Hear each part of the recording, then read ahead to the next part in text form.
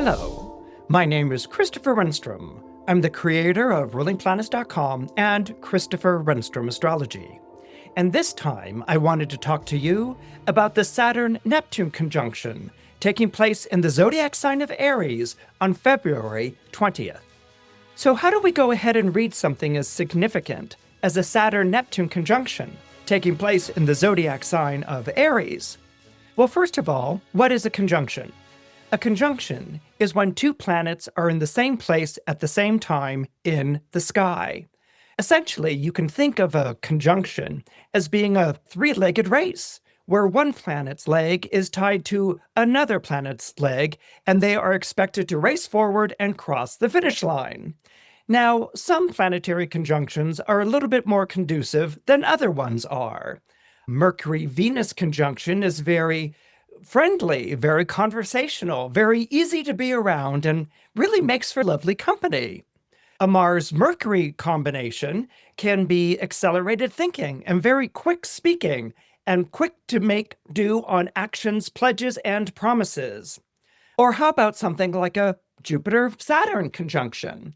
Well, there we have a conjunction involving two planets in which Jupiter always sees the bright side of things, and Saturn always sees the negative side of things, and the two of them end up getting into a bit of a bickering match between the two of them. So what can we expect with this Saturn-Neptune conjunction? Well, one of the planets is Saturn.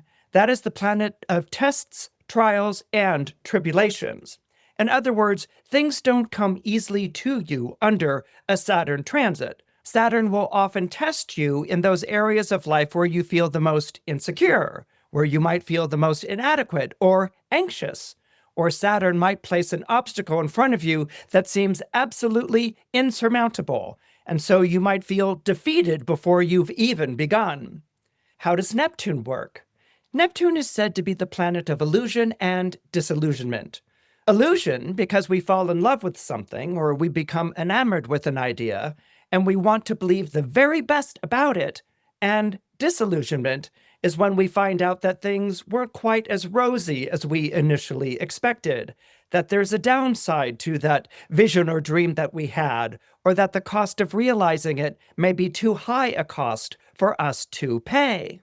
So what you get when you put together Saturn, the planet of reality checks, with Neptune, the planet of vision and dreams, is pretty complex, actually.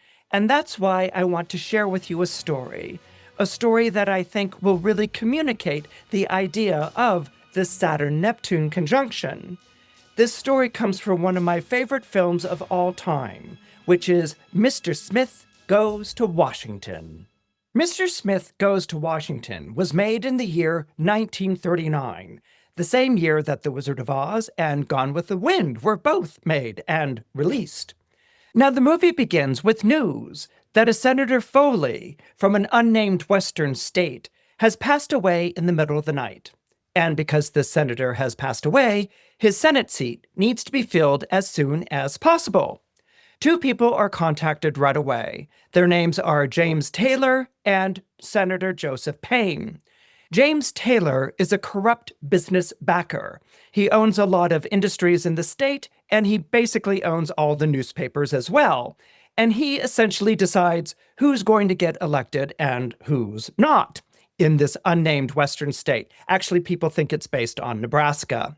And Senator Joseph Payne, who's played by the great actor Claude Rains, he's a very noble sort of fellow. He's well known as a kind of elder statesman. His nickname is the Silver Knight. He's always performing good works and is a champion of just causes. However, Senator Joseph Payne also happens to be in the pocket of the businessman James Taylor. So even though Joseph Payne presents very well and very noble, in reality, his hands are a bit sullied. So James Taylor and Joseph Payne get together to decide on who is going to replace this Senator Foley, who's passed away in the middle of the night.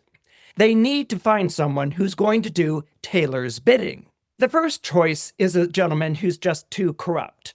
And the second choice is a gentleman who's almost just as corrupt as the first gentleman is. So they need to come up with somebody new, somebody that the public will really get behind.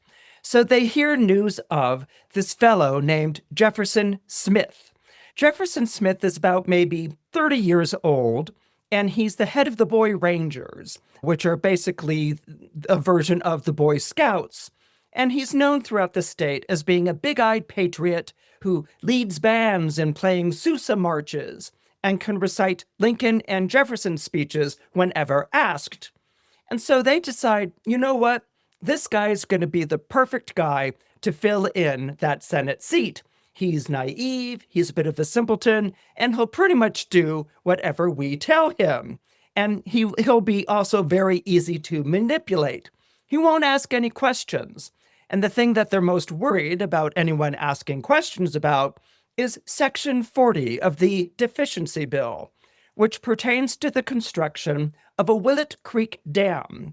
Now, this Willet Creek Dam would wind up paying off big for Mr. Taylor, since he owns the land that the government would buy under phony names and false deeds. Now, Smith meets with Senator Payne and accepts the position, and they get together and announce it to the press. And during this announcement to the press, Smith comes across as very self-deprecating. In fact, when he's asked to stand up and give a speech, he's like, well, I don't know what I'm doing here. Everyone starts laughing, and he's like, I guess it's to fill in a seat or something along those lines. And he turns to Senator Payne, who's very dignified with his silver hair and his glasses, and he says, I don't know if I'll be much help to you, Mr. Payne, in Washington, but I do promise you one thing. I won't do anything to disgrace the office of the United States Senate.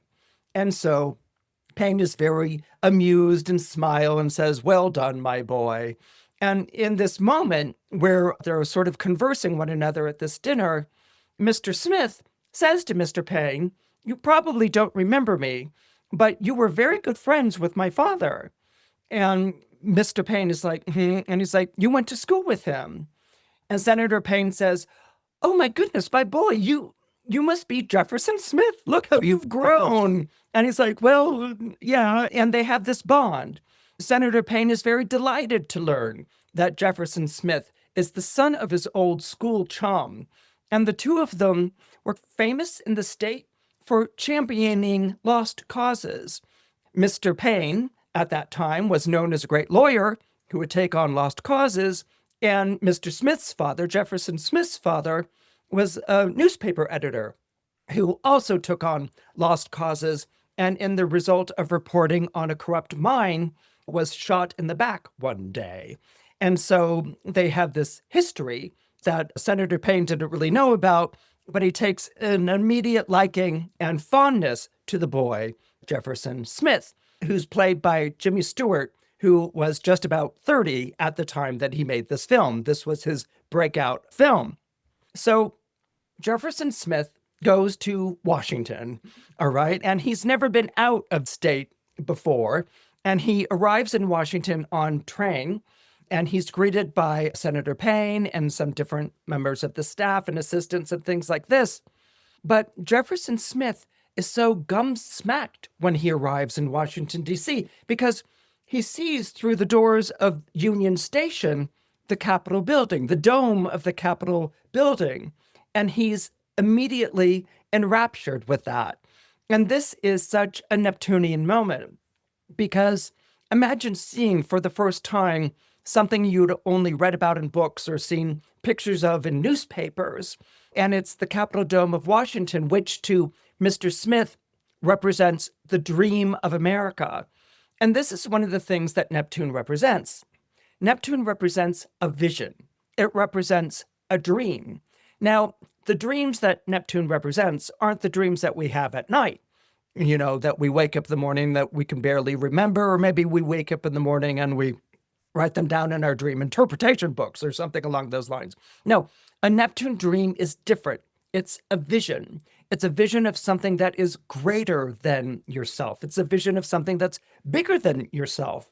In many ways, we could say that the vision of the United States of America at its inception was a vision of a country without kings, a vision where everyone was born free and everyone was going to be equal. It was a vision of a utopia in which the government was going to be a democratic government, a government where citizens elected their officials. And so this is like to see this in real life completely fills Mr. Smith with wonder. And so he immediately ducks out of the train station and he hops on a tour bus and he's going to go and see the sights of Washington, D.C. And he goes and he visits the Capitol building. He goes and visits the White House. He's never seen the White House before. He goes to Arlington Cemetery and sees the gravestones of fallen soldiers. And he winds up at last at the Lincoln Memorial, where he reads those wonderful words that are inscribed in the walls. Mr. Smith finally winds up at his office at around 7 o'clock at night, where he meets his secretary, Saunders. Saunders is played by Jean Arthur in one of the great roles of her entire film career. And Saunders is basically the secretary to Mr. Smith. She had been Foley's secretary before and managed his office and all of his papers and correspondence. And now she's going to be Mr. Smith's secretary. And they meet for the first time, and she is, needless to say, less than impressed. In fact, she's really annoyed that she has had to be sitting around waiting for him after office hours. And she says to him, "You're supposed to be at a formal dinner that's greeting you in an hour." Jimmy Stewart says, "I've been looking at the sights." And Saunders is like, "What sights?" And he's like, "I hopped on a tour bus and I saw the Capitol building, the White House, the Arlington Cemetery, the Lincoln Memorial." And as he goes on explaining all of this in this aura of wonder, Saunders gets increasingly more and more annoyed and irritated. And Smith finally says, "Okay, I'll get ready for the dinner. Saunders, when does the Senate meet?" And she says, 12 noon tomorrow. And he says to her, "Don't you think I should go visit Mount Vernon before? Do you think that would be a good idea?" And Saunders says, "Wonderful, wonderful. It will put you in the right mood." Okay, so we know right off the bat that Mr. Smith is this wide-eyed bumpkin from the country. And Saunders, she's always called Saunders because her first name is Clarissa, and she's very embarrassed about how it sounds. And that Saunders has been around Washington for a while. And in many ways, Saunders is really the epitome of an Aries woman. We're talking about Saturn and Neptune conjoining in the zodiac sign of Aries. And here we really have an Aries type in the guise of Saunders. She's self-made. She's unmarried. She's made a career for herself in Washington. She's very shrewd. She's very smart. And she's really impatient. She doesn't like the idea of having to babysit Daniel Boone. And so she's really annoyed with the fact that she's once again being treated like a lackey and a woman and a secretary. So she turns to her friend Diz, who's a newspaper reporter, and she's like, "What about setting him up with a press conference tomorrow?" And another reporter's in the room, and he's like, "Sure, we'd love to do a press conference with the new senator." And she's like, Yeah, let's go ahead and do a press conference with Mr. Smith, who's just come to Washington, and he can see what Washington's really like." And so the following day, there's a press conference, and the press are there, and they're asking Mr. Smith all these questions about what he's going to do in Washington now that he's taking over this very important Senate seat. And he, again, is very much like, "I don't really know. I'm going to find or figure out things as I go along," and things like that. "But you know what? I did have this idea." And they're like, "What's your idea, Mr. Smith?" And he's like, "I had this idea of setting up a camp for boys, a national boys camp." And they're like, "Mm-hmm." And he's like, "Well, to get boys out of the cities. They're in the cities. They don't have a sense of nature or anything like that. And they can come out to these camps and they can get to know other boys from different parts of the country.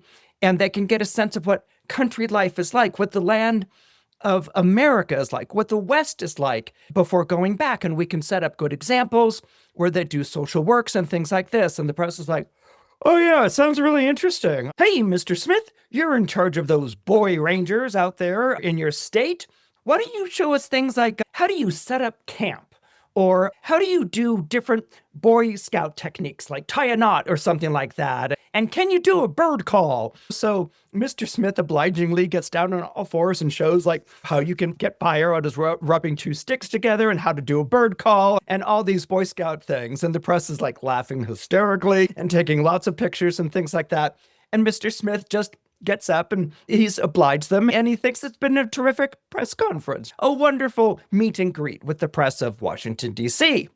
Meanwhile, Saunders goes and takes a meeting with Senator Payne, and she says she's quitting, okay, that she's had it. I'm not here to babysit some Daniel Boone from out west. I have my intelligence. I have things that I want to get done in my life, and it's not sitting around trying to teach some guy how to figure out how to do the office of a senator.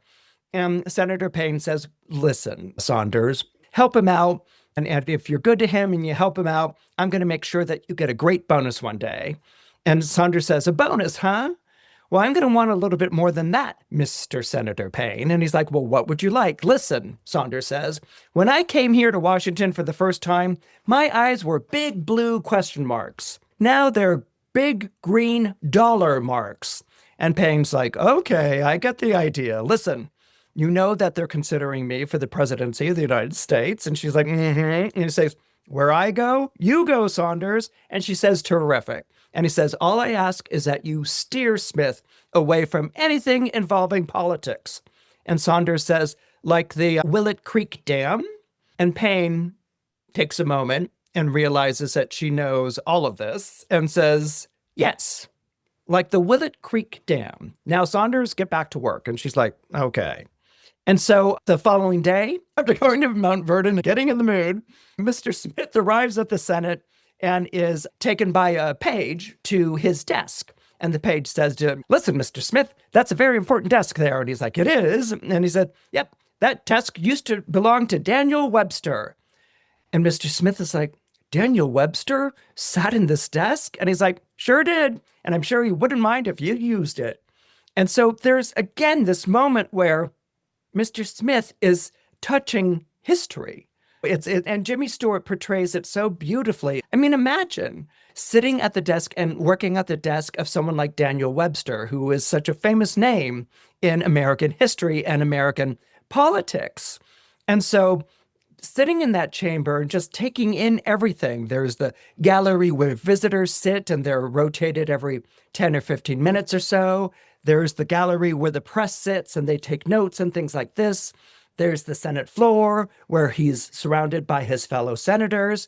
And then there's the chair, the head of the Senate, who sits right at the very front of the chambers itself. And so Senator Payne shows up and he takes Mr. Smith right on up to the chair, and Mr. Smith takes the oath. He's told before the oath he can't say anything, and he doesn't until he recites the oath. And then after the oath, the Senate chair says, now you're a senator, and now you can talk all you want. And Mr. Smith is now Senator Smith, and he just lets that sink in. And no sooner is he like letting this moment sink in than one of the senators gets up and says, I challenge this senator taking the oath of office. And the chair says, we recognize whoever the senator is. And he's like, does this senator think that being a senator is a joke? And the chair is like, well, what do you mean? And the senator holds up a newspaper. Okay. And in the newspaper is a photograph of Jimmy Stewart doing a bird call. And then another senator says, and I second that. And he holds up a newspaper. And in there, Jimmy Stewart is holding his nose. And the headline is, New Senator Thinks Washington Stinks. And there's all these headlines and photographs that were taken of him performing these different Boy Scout things, and they're lampooning him, that he's come to Washington to say that Washington stinks, it smells, he's going to clean up corruption with his idea of folksy America, and all these sorts of things. And Senator Smith is immediately humiliated at that moment, and he goes back and he takes his seat until the end of the session. Well, no sooner does the session end, and it's a great montage in the film, than he goes around town and he finds each and every one of the reporters that reported on him at the press conference, along with each and every one of the photographers, and he punches them in the nose. So you see Jimmy Stewart going about Washington, and the reporter's like, no, and he punches him in the nose, and he goes and he punches someone else in the nose. It's very Aries, okay, like the Mars is coming out, and he's really, really angry, and he's punching these press people people and these photographers in the nose. And so he's actually races after another one who runs into the press club for protection. And Jimmy Stewart comes in right on his heels. And he's like, where is he? Where is he? And the press guy's like hiding under a table. And all the press guys are drinking drinks and stuff like that. And what they do is that they swarm around and they block Mr. Smith from the press reporter that he's after. And he's like, let me through, let me through. And they're like, well, why? And he's like, he said all these things about me or whatever. And he's like, yeah, and so what? And he's like, well, you're the press. You're supposed to tell the truth. And they all laugh. And Jimmy Stewart looks at them, and one of them says, what do you know about the truth? You're not a senator. You're an honorary stooge, voting the way you're told to vote. You ought to be shown up by people like us in the press. And Jimmy Stewart is shocked to hear all of this. And another press person who sees that Jimmy Stewart is very shaken and upset about what he's heard says, hey, Senator, don't let it get you down. 100 years from now, nobody will know the difference. So there's this come to Jesus moment that Jimmy Stewart has the press in this, where he realizes that the press has complete, utter disregard and disrespect for senators. The press have talked about how they're always being bought out, how they're told to vote, how they don't really do anything that is of great significance. And if you want the truth, you're going to hear it from the press. They're the ones who are going to tell you the truth because they cut through all the crap and get right to the essence of what's going on. They highlight the contradictions and talk about the hypocrisies of the Senate. So Jimmy Stewart is really shaken by this, and he goes to Senator Payne, and he's like, can you believe what they said about me? And Payne's just kind of like, oh, that's Washington, kid.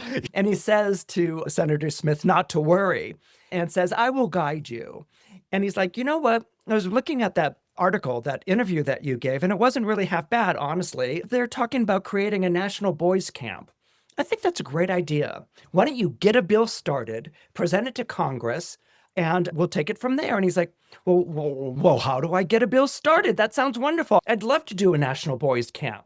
And Payne says, you know what? Saunders can help you put it together. And he's like, great. So Mr. Smith goes back to his office to Saunders, where he reports this whole conversation that he had with Senator Payne. And Saunders is like, oh, he said that, did he? You know, because she's like, okay, so he's dumping him back on me again. And I'm supposed to like teach this guy how to do a bill. You know, I mean, like, why is this guy even in the Senate? You know? And so she's like, you know, annoyed with him. But nevertheless, in a wonderful moment from the film, she walks Mr. Smith through how to put a bill together. And in this sequence, in this scene between Jimmy Stewart and Jean Arthur, I just am amazed at the exposition, the way that they handle this thick exposition, but they keep it very lively between the two of them. And in my opinion, it is the best explanation that I have ever heard of how a bill gets passed in Congress. Like, it's very simple and you can follow it, and it's wonderful.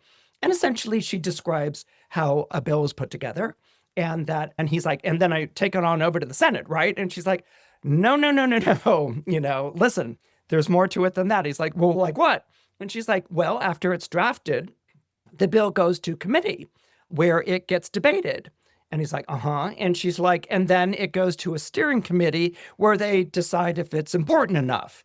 And if it is important enough, there are amendments and changes. And he's like, amendments and changes? And she's like, mm-hmm. And more debate. And he's like, more debate? And she's like, mm-hmm. And a lot of back and forth. And he's like, uh-huh. And she says, and then finally? He's like, finally. She says, then finally, if your bill is still alive after all this vivisection, it comes to a vote. And yes, sir, the big day arrives. And then? And Jimmy Stewart leans forward and says, and then? And she says, and then Congress adjourns. And at that moment, Jimmy Stewart's face falls.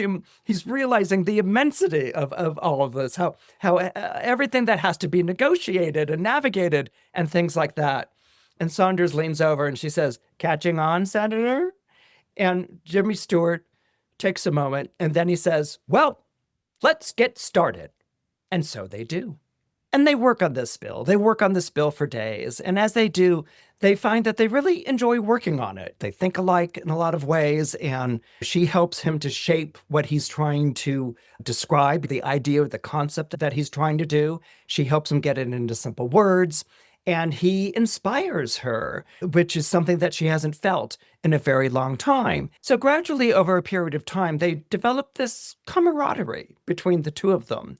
And camaraderie, as you may already know, is very much an Aries word.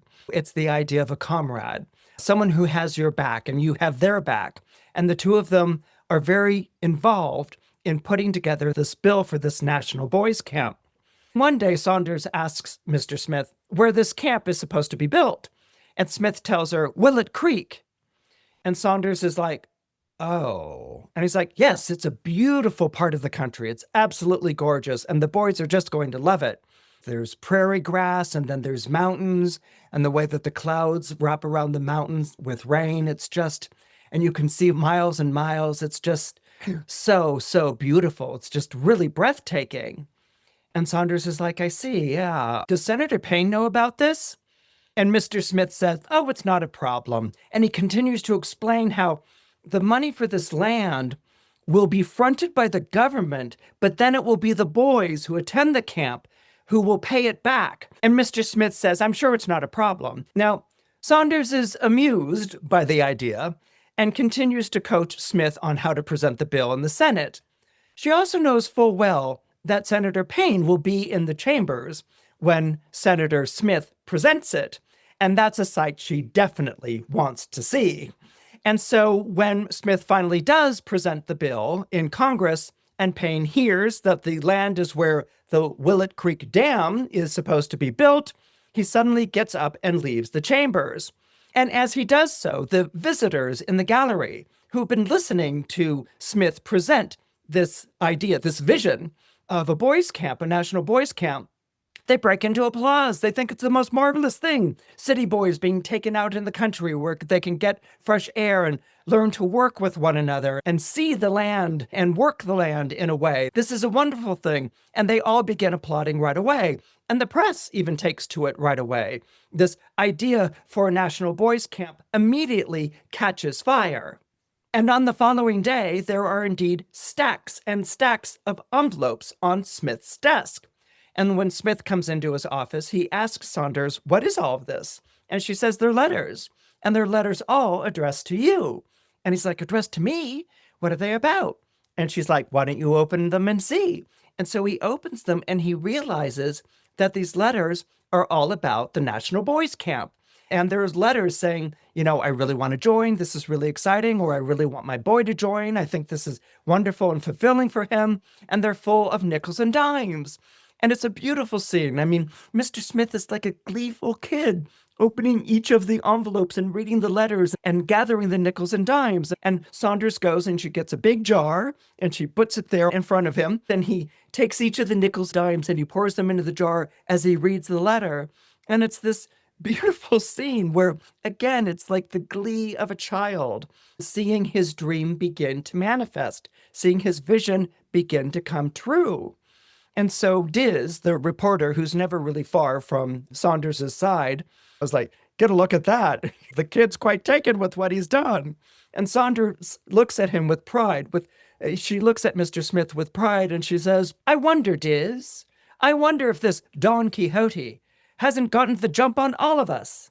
I wonder if it isn't a curse to go through life all wised up like you and me. And this is an important moment because we've talked about Neptune as a vision and Neptune as even an illusion. I mean, when one has a vision of things and people get excited about that vision, you don't know whether that's a vision or a delusion.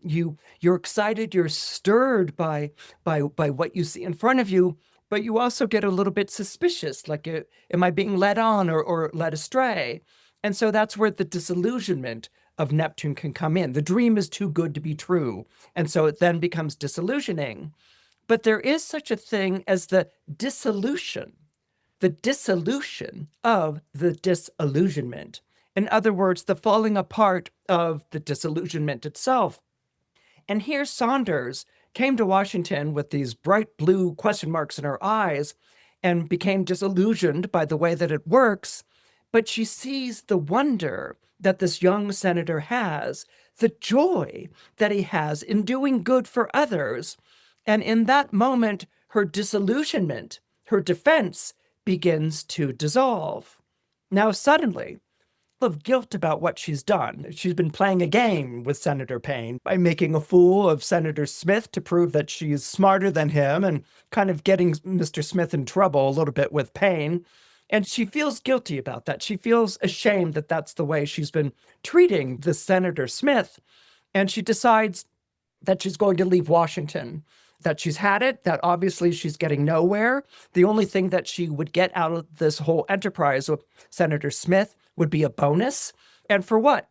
This guy really believes in his principles, and she doesn't want to be around to see Mr. Smith disillusioned, to see Mr. Smith ground under the heels of the Washington machine.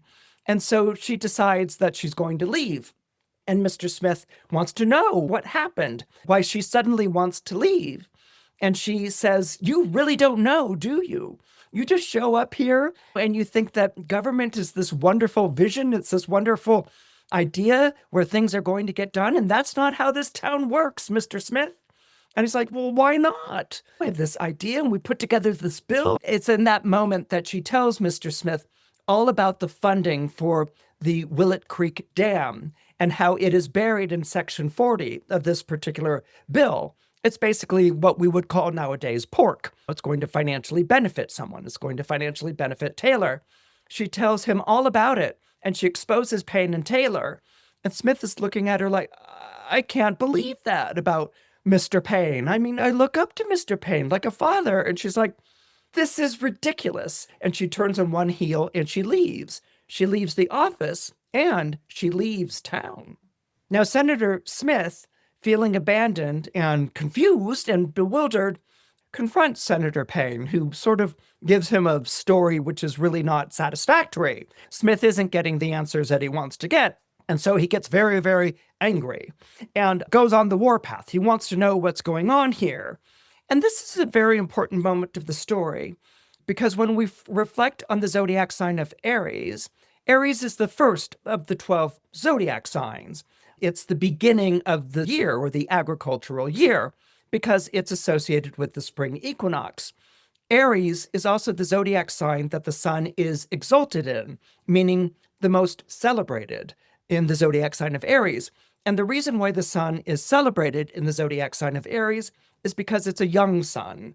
It's a young sun because it shows up in Aries at the start of the spring equinox. And so what it represents is youth, the audacity of youth, the freshness of youth. It's the hero before the hero becomes established. And in this regard, with Mr. Smith going around and punching press people in the face and standing up for things and really wanting to do something for the boys, Aries is very much about youth. There's an innocence to Aries that people born under Aries or who have Aries rising never grow out of. Smith believes that he can do something about this and that he's going to go to Taylor, who is setting up this Willet Creek Dam, and it's a scandal, and he's going to go and he's going to confront him and is going to tell all of Washington, D.C. about him. Well, Senator Payne communicates this to Taylor, who immediately comes to Washington, D.C., and he's like, "I told you we should have gone with one of those two other candidates." And Payne is like, no, this boy is good. And he's like, "He may be good, but he's not useful. And you were supposed to look out after him. And what did you do? You had him write a bill that messes with my Willet Creek Dam. And you do something about this, Senator Payne." And he's like, no, I want no part of this. And he's like, "You want no part of this." And he's like, "I don't want any part of crucifying this boy. He's good." And Taylor reminds Payne, "Listen, Payne, you wouldn't be where you are if it weren't for me and if it weren't for my money.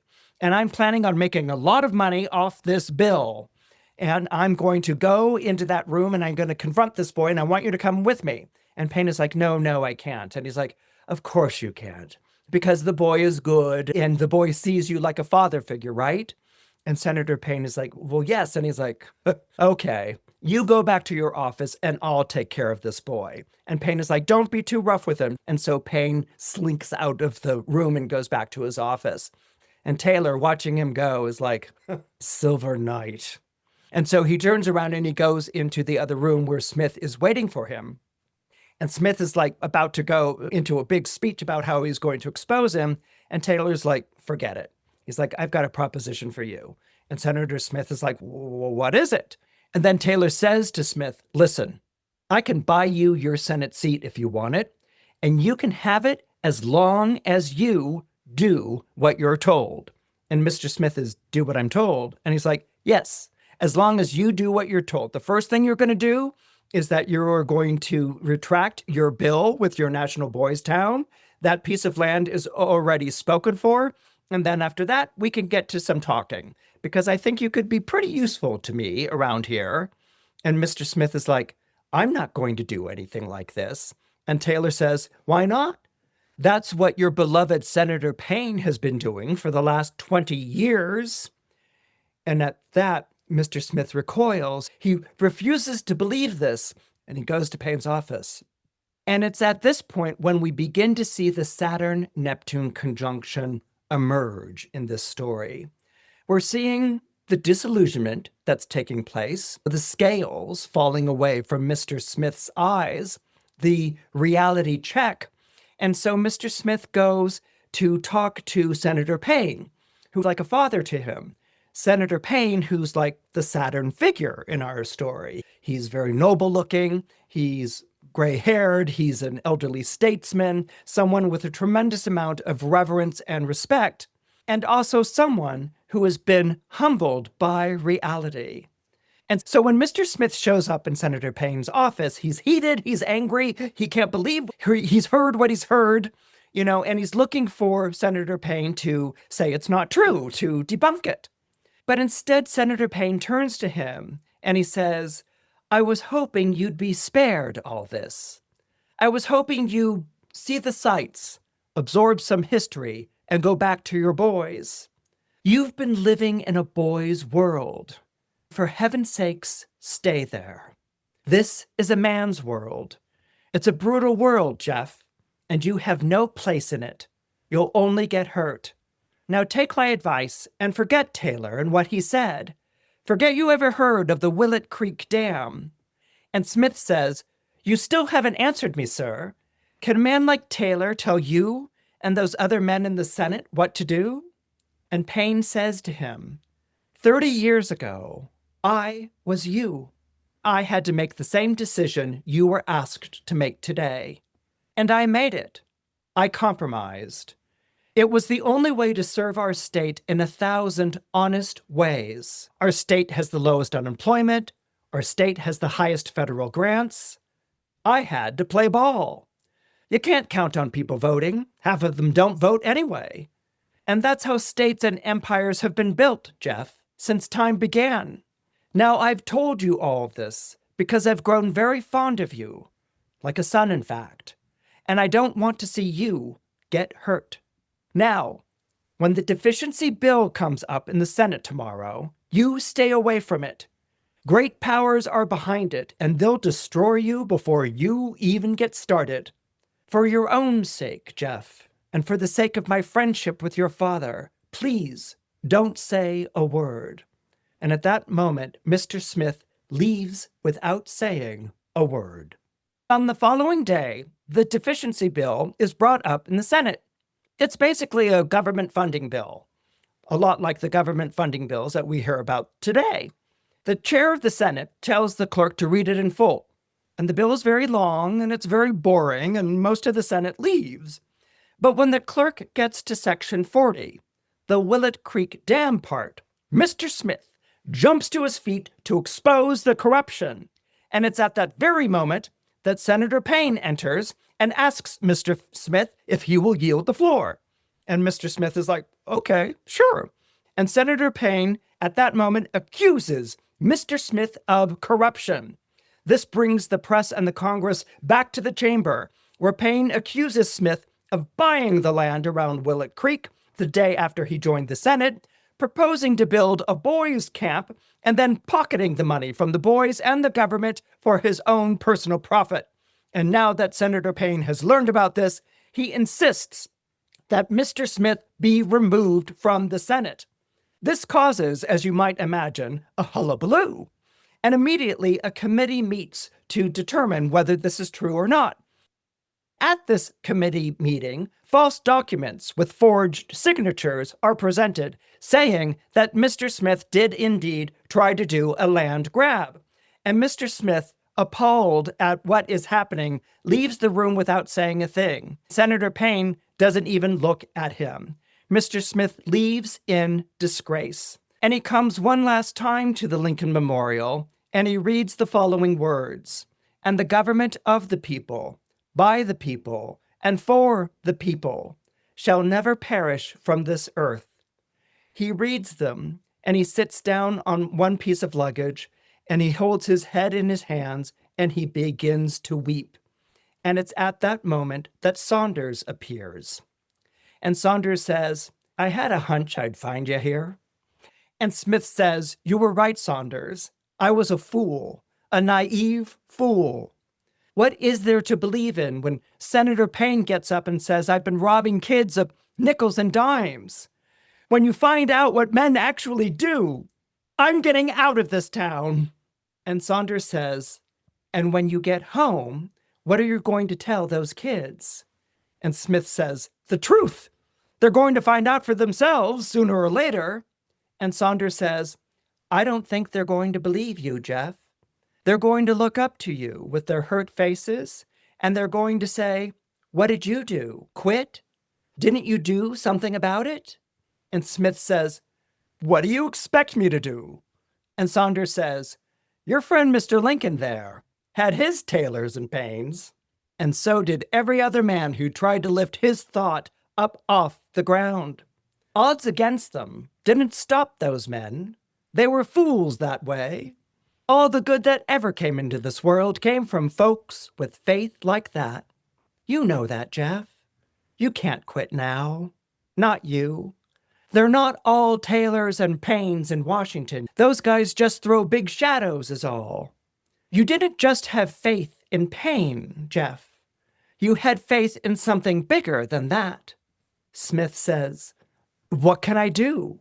And Saunders says, "You just make up your mind that you're not going to quit, and I'll tell you what to do. I've got a plan in mind, and it's a 40-foot dive into a tub of water, but I think you can do it." And this is an important moment in the film. It's a moment that I want to share with you to help us understand the Saturn-Neptune conjunction in Aries. Aries is the zodiac sign of the hero. Neptune glamorizes whatever zodiac sign it's going to pass through. So Neptune's going to glamorize everything that's heroic about the zodiac sign of Aries. But at the same time, Saturn brings in the doubt. Saturn brings in the disappointment. Saturn brings in crushing disillusionment. It brings in the reality check. And it asks the question, is this enough to defeat you? Is this enough to say that you give up? So the heroes that we're used to are heroes that overcome tremendous obstacles. They fight back fire-breathing dragons. They rescue the person last moment. They go and they beat the enemy and they send them packing. But the heroism of a Saturn-Neptune conjunction is a different kind of heroism. It's a heroism that's based not on bravery, but on loss. Not on audacity, but on disappointment. Not on belief, but on disillusionment. And it's from this place that we connect to a deeper part of ourselves, a more profound part of ourselves. It's from this place that a vision is transformed from wishful thinking into a belief that we espouse, something that we're going to stand up for. And this is what the Saturn-Neptune conjunction in Aries is asking us to do. It's making the scales fall away from our eyes. It's making us see the world for what it is. And at first, what we see is despair and anger at ourselves for having been so foolish and for having been so gullible. And we might even feel a bit of helplessness or hopelessness in that moment. But at the same time, if we dig down deep enough into our Saturn and into our Neptune, we feel the vision. The vision goes from something that we see to something that inhabits us. We feel that vision and we are inspired by it. On the following day, the Senate gathers to expel Smith. And remember, the last they saw of him, he left the committee with tail tucked between his legs. So they're not expecting him to show up for his own expulsion. But he does. And just in time to answer the roll call with a resounding "here" when they call out his name. Now, a senator gets up to voice the findings of the committee and asks for the immediate expulsion of Senator Smith. And at that moment that Smith asks the chair to be recognized, and another senator counters him at the same time asking to be recognized as well. And the chair looks at Smith, the other senator, back at Smith, the other senator, and Smith says, "You looked at me first." And the chair says to Smith, "I'm the one who decides who will be recognized." And the other senator's like getting ready for his speech. And the chair looks back at Smith, who's looking at him with eagerness. And the chair says, "The chair recognizes Senator Smith." And it's at that moment that Smith begins this wonderful speech in which he begins to expose Taylor and Senator Payne. But although he names Taylor, who's already very well known in the Capitol as being a fixer, someone who manufactures elections and gets voted into office the people he wants to get voted into office. But when he does this expose, Senator Smith doesn't bring up Senator Payne. He still feels a very strong allegiance to him and just says that Taylor has certain senators in his pocket and begins to imply these things. At that moment, Senator Payne gets up and he begins to say, "I have the right to defend my good name and any insinuation that I am associated to corruption, and I am not. And anyone who has believed in my past 20 years and in my solid leadership, I am leaving this chamber and I am inviting you to leave with me." And so at that point, Senator Payne leaves the chamber and all of the Senate follows him because Senator Payne is tremendously popular. And so they leave, and the only people left are Senator Smith and the chair. And so Senator Smith looks around and he's like, "Well, I guess I'm the only one left." And the chair nods and smiles. And he begins to talk about this exposure. But then what he also asks is that he cites something in the Senate rules in which there has to be a quorum for him to address the Senate, and that he has that right because he's defending his good name. And so the chair immediately asks for a quorum to be sent in. And it's at that point that Saunders, who has been coaching Smith from the gallery, she sends down a book and he opens it up and she tells him what section to look at, and he looks at it. And what she's going to do at this point is she's going to walk him through a filibuster. A filibuster back in the day was something in which a senator could stand up and command the entire attention of the Senate, or at least the quorum, and they had to sit there and listen to what he said for as long as he wanted to say it. Now, why is Senator Smith doing a filibuster? He's doing a filibuster because he wants this expose to get back to his state. He wants the citizens in his state to learn about how they have been deceived and lied to, and he's going to do this. And so he goes and he begins exposing and telling the truth of everything that has gone on. And the quorum listens, and no one looks up, and they don't really acknowledge him. They're pretty much acting like, "So what? What's the big deal?" And so Senator Smith, realizing that this is going to be a long day, takes out 4 apples and a thermos and begins to speak. And as he speaks, what is understood here is that if he yields the floor for just a moment, he will have lost his chance and he will be expelled from the Senate. So as he talks, different senators are like, "Will the senator yield the floor? Will the senator yield the floor?" And he's like, no, I will not yield the floor," because he wants the word to get out. Now, what's also happening back home is that Taylor owns all the newspapers. He owns all the radios. And so nobody hears of this speech that Senator Smith is giving in the Senate. Nobody hears about it at all. And more than that, Taylor begins announcing that Smith is a fraud, that he bought all this land, that he's taking money from boys and children, and that the spending bill won't be passed because of Smith. People will go hungry. He's just really doing a real number on him. He's shaming Smith, and he's basically dragging Smith's name through the mud. But Smith continues to persevere. And because he can only stay on the floor as long as he's talking, he takes out the Declaration of Independence and he reads it. And the senators are like, oh. And so at that point, a couple of hours have gone by and the shifts of quorum change. In other words, the senators who have made up the original quorum leave and they're replaced by another set of senators that make up the following quorum. And he continues with reading the Declaration of Independence. And Saunders like, okay, she writes him a note, sends him another book, and it says, now read the Constitution, but slowly. And so he reads the Constitution slowly. But at the same time, he's talking about the boys, how he wants to set up a national boys camp, and boys become men one day, and we need to keep their spirits up. We may live with cynicism, but that isn't something that should touch youth. And he's saying these things, and he's reminding the Senate of how young the founding fathers were when they created this government and the ideals that they espoused.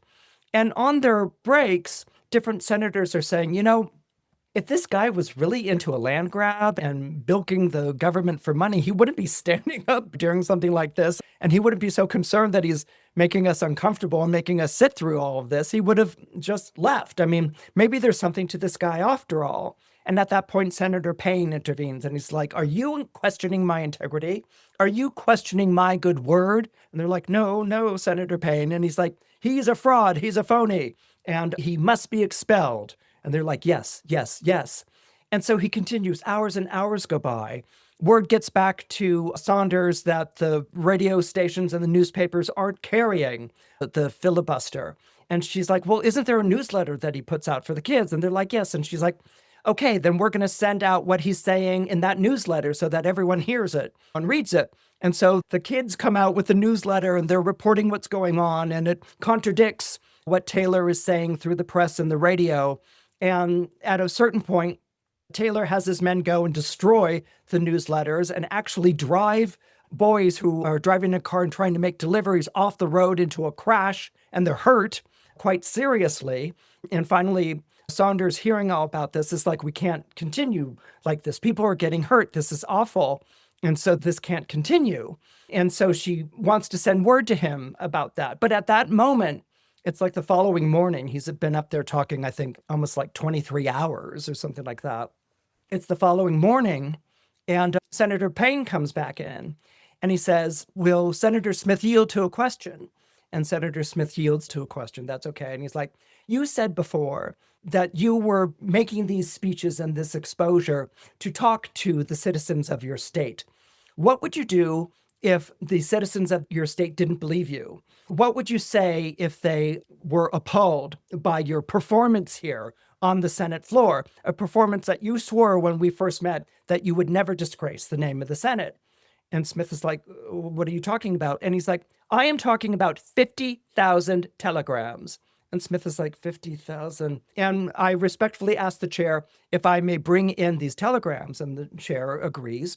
And the telegrams are brought in. It's an enormous pile of telegrams. And Mr. Smith's eyes light up at the sight of these. He remembers the letters with the nickels and the dimes. And he goes and he opens up the telegrams. And they're all telling him to yield the floor, that he's a rascal, that he's a scoundrel, that he's dragging the name of their state through the mud, that he's a disgrace, he's an embarrassment. And it's beautiful as Jimmy Stewart reads these telegrams one after another. They're stuffed into baskets and bushels. And he reads them over and over and over, and you just see the exhaustion fill his face. He's already hoarse and barely standing, and he can't sit, because if he sits, that means the filibuster is over. And so he's exhausted, he's broken, and he's bunched up into these telegrams, and he looks up at the face of the chair, and the chair smiles at him. And he smiles and he looks down, and he goes and he looks at Senator Payne, who's sitting in his seat. And then Mr. Smith looks at Senator Payne and says, I guess I'm just another lost cause, Mr. Payne. And then Smith looks out over the Senate and sees all the gentlemen of the Senate, and he says, "All you people don't know about lost causes. Mr. Payne does, and he fought for them once." And at that point, Mr. Smith looks down at Mr. Payne, who does not lock eyes with him. Mr. Payne continues looking down at the desk in front of him. And Mr. Smith continues, "You used to fight for them once, for the only reason any man ever fights for them, because of just one simple rule: love thy neighbor. And I love you for it, just like my father. You know that rule, Mr. Payne. And you know that you fight for the lost causes harder than for any others. Yes, and you even die for them, like a man we both knew, Mr. Payne." At that point, Mr. Smith addresses the Senate again, and he says, "You think I'm licked? I'm not licked. I'm going to stay right here and fight for this lost cause, even if this room gets filled with lies like these." And he takes up the telegrams and he bunches them in his hands. "And if all the tailors and their armies come marching into this place, somebody will listen. Somebody will..." And at that point, Smith collapses down into the pile of telegrams. He falls onto the floor, and everyone cries out. And Senator Payne gets up and he leaves the Senate floor. And people gather around Smith and they're trying to revive him with water. And suddenly gunshots ring out, and everyone looks shocked. And outside the Senate chambers, Senator Payne has a gun and he's trying to hold it to his head, but other senators are wrestling away from him, and he's crying out and he's like, let me kill myself, let me kill myself. And they won't let him. They wrestle the gun out of his hand. And so at that point, Senator Payne comes rushing back into the chamber, and he sees Senator Smith down there on the floor, and he looks out at everyone and he confesses everything. He talks about the Willet Creek Dam. He talks about Taylor. He talks about the money that he was taking and that he was all a part of it, and that this boy is innocent. And he turns to the Senate and he says, expel me now. And it's at that moment that Jean Arthur Saunders jumps to her feet and applauds, and everyone's all confused and they don't really know what to do. And Senator Payne leaves and they're trying to help Mr. Smith to his feet, and the camera stays on the chair of the Senate. And he just looks at all this craziness, and he sits back and pops a piece of gum in mouth and starts chewing and lifts his arms over his head and relaxes and takes in the crazy chaos. And that's the end of the movie. Smith is vindicated. Now, as I said before, this is a heroism that is different from the kind of heroism that we normally associate with the zodiac sign of Aries. This is a heroism shown to us through the gaze of Neptune. It is a suffering. It is a suffering that is bolstered by the Saturn and Aries, which is suffering for something that is right to suffer and going the distance. It's the Saturn that gives Mr. Smith the stamina to do the tell-all confession and to stand up for the filibuster, where people say, yield, yield, yield. And Mr. Smith, racked by weakness and fatigue, would want nothing better than to yield, but he has to keep talking because he's trying to get the word out there.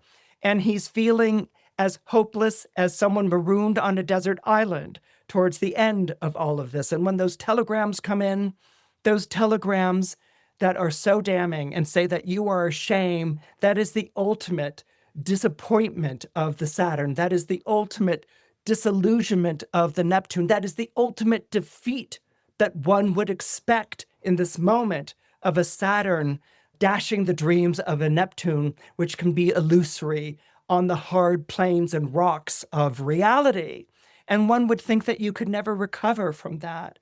But it's in that moment that Mr. Smith talks to Senator Payne, and he does something which fire signs do, which he pricks the conscience of Mr. Payne. He gets through to the light that had grown dim over the decades that Mr. Payne had served in the Senate, and he appeals to that light, and he gets that light to burn again. He gets that light to take on the fury of a flame. And in that moment, Senator Payne sees what he has done, that he might have done 1,000 honest acts, But what could possibly justify this crucifixion that's taking place of someone that he sees as almost like a son? And that instead of Taylor doing it, it's Senator Payne who's doing it. It's Senator Payne who's taken on that role of absolutely snuffing out the spirit of Mr. Smith. And in that moment, when Mr. Smith says in that Neptunian way that we are fighting for lost causes, because what else is Neptune in Aries than fighting for a lost cause? And that you used to champion these once, and what we're fighting for is love thy neighbor. We're fighting for the dream of our nation, for loving thy neighbor, for embracing democracy, for going through all these difficulties and ending up in a place that we didn't know that we were going to end up, but which celebrates the people of this nation who have come together through brotherhood, sisterhood, humanhood with one another. When he reignites this light in Senator Payne, and Senator Payne sees it, he's full of shame and he's full of remorse, and he wants to take his own life, and he's not able to because he has to do one more thing. Senator Payne has to come out and acknowledge everything that has happened. And when he acknowledges everything that has happened, he's thrown off the guilt and he's re-embraced the lost cause and his role in having been against it. And he's purified in that moment by fire. I mean, we don't really know what else happens. We know that Senator Payne leaves and probably in disgrace. And we know that Mr. Smith is exhausted and will take some bringing around, and that this will go on, that there will be more Senator Paynes and there will be more Mr. Smiths. But there is an eternal flame. There is the eternal flame of belief. There is the eternal flame of democracy. There are the sacrifices that we make for the better good and in order to get the message across. And this is something that we can see demonstrated in this film. This is something that demonstrates how a Neptune-Saturn conjunction in the zodiac sign of Aries works. So how might this Saturn-Neptune conjunction in the zodiac sign of Aries work for each of the 12 zodiac signs? Keep in mind that Saturn is a very slow-moving planet, and Neptune is an even slower-moving planet. So this conjunction is going to last for more than just one day. And because the conjunction is taking place right at the beginning of Aries, what that means is that its influence will last for years to come. So what I'm going to share with you right now is less of a forecast and more of something to think about while this Saturn and Neptune conjunction is influencing your own astrological chart. So I'm going to sort of run different ideas past each of you and see what that does for you. Do you resonate with it? Does it speak to you in some sort of way? And I don't even want you to sort of like hear it and then that's it. Just sort of like hear it and ruminate on it, to think about it, and to reflect. That's really the spirit in which I am offering these different ideas.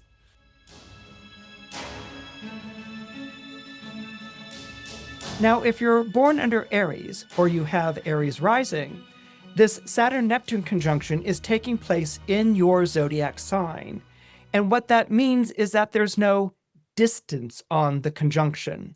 It's literally happening to you. You're going to feel this right now. You've probably been feeling this for a while. On one hand, you're feeling the inflation of Neptune. Neptune, as I said, mythologizes whatever zodiac sign it's passing through. And I'm not saying that you're feeling the mythologization of yourself, but what you may be feeling is this feeling of, I really make a difference as a person. This is something which is like a creed with the fire signs. It may be this feeling of, I really make a difference as a person, and I need to take a stand. Okay, so it's Neptune, which is saying each person is unique, and you are heroic, and you need to take a stand. You need to be a role model. You need to be an inspiration to people around you. When we have Saturn mixed up in the energies of Neptune like that, Saturn's here to say, well, what have you done that's so outstanding? What have you accomplished, which is any sort of great achievement? Do you even have anything to say? And what exactly were you taking a stand on before? Okay, so Saturn you can almost think of as the doubting Thomas who's poking holes in your belief and the things that you feel or believe to be true that are maybe even perhaps most virtuous about you. And Saturn is challenging that. It's challenging you on your credentials. It's challenging you on your ability. It's challenging you on your voice. Do you have anything to say? It's challenging you on your past. And it's maybe even making you feel a little bit like Mr. Smith, like the press says to him, you're not a real senator. You're just here to sit in a seat and you're just going to take orders from whoever gives them to you and you're going to do as you're told. And so that might be what you're feeling in your life right now.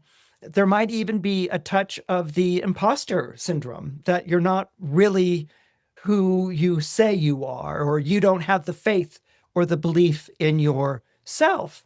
Now, what can happen with people who are born under Aries or who have Aries rising is that because Mars is the ruler of Aries, there can be a Mars component to all of this. And so Mars, as we know, can get impassioned and angry. We saw that when Mr. Smith, finding out how the reporters had made a fool of him, goes around town and punches them all in the nose. That's a very Marsy thing to go out and do. But also, Mars can be like, okay, well, let's prove that I'm not this Christmas tiger, as he's referred to in the film. Let's prove that I'm not just this person who's filling a seat. And so the Mars energy might be saying to you, let's prepare. Let's make ourselves a better person by preparing. And that might lead you to over-prepare.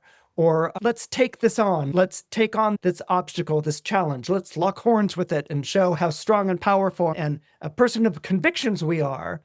But then the Saturn might come on in and might say like, ooh, do you really want to find out that quickly or make a fool of yourself? So you might procrastinate. You might put off that great feat or that great thing that you're going to do one day. You might do other things. You might question your judgment in your work or the things that you do. And if it's questioning your judgment in work or an enterprise or a project, you might work longer hours to make sure that you didn't mess anything up, to make sure that the way that something is phrased is just right, that it's perfectly put. Or you could become more anxious or depressed about these preparations. And the preparations or putting yourself through the paces may even lead to a kind of burnout, because this is you inflicting turmoil or stress on yourself because your doubts and anxieties have run away with you. And so this is something that can bring out the Neptune and the Saturn energies in this particular conjunction. And so what's really important here is that you show a little bit of that love thy neighbor sentiment to yourself. I mean, if you're going to love thy neighbor, wonderful, but that also includes the rest of that phrase, love thy neighbor as you would love thyself. So it also comes from loving yourself. And this might be something to be very aware of with this Neptune-Saturn conjunction, that there might be a kind of imposter syndrome that's driving you, that you're compensating for in some way. That might lead you to be overly critical to yourself, or it might lead you to compensate in the opposite direction and say, I don't have those faults or anything like that. But you might still be haunted by this feeling of being an imposter in your own life. And what I think you can come to accept, and what this planetary conjunction can lead you to come to accept, is that you can only do the best job that you can do. If you're going to work on something, you can only do the best job that you can do. And the best job that you can do doesn't come from railing at yourself, getting angry at yourself, second-guessing yourself, or any of those things. The best job that you can do comes from you, comes from your natural skills, your natural talents, your natural sincerity, and your natural care and valor. So that if you can accept that the best that you can do is good enough, and I know that you're already probably thinking to yourself, okay, well, it's not as good as it could be, and I'm probably settling for second best by saying it's good enough.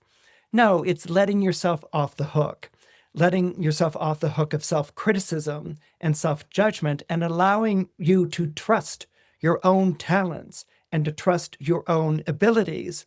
Because as everyone knows, the talents and abilities of anyone born under Aries or Aries rising is probably just as good as it could ever possibly get.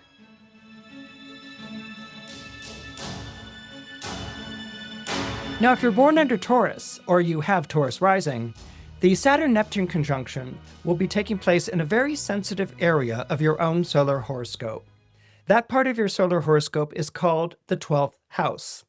The 12th house is associated to self-undoing. Now, self-undoing doesn't sound very pleasant. It's kind of like self-undoing. What does that mean? Like self-sabotage or tripping myself up? And we can be like, yeah, okay, that sounds pretty good. Let's go with those ideas. Another thing that the 12th house is known for is the house of secret enemies. Many times it has been the origin of people getting quite paranoid or oversensitive or fixated on what other people think about them. And that might be something else that's going on right now. Indeed, a lot of what's going on right now might have to deal with your own personal insecurities and anxieties. And that as you have these insecurities and anxieties, you might be angry at yourself for having them. And then you might then, in true Saturn and Aries fashion, get angry at yourself for being angry at yourself for having them. And basically what you may be dealing with during this period of time, and I don't want to rule out that there might be certain self-sabotaging patterns or tendencies that might be getting accentuated right now.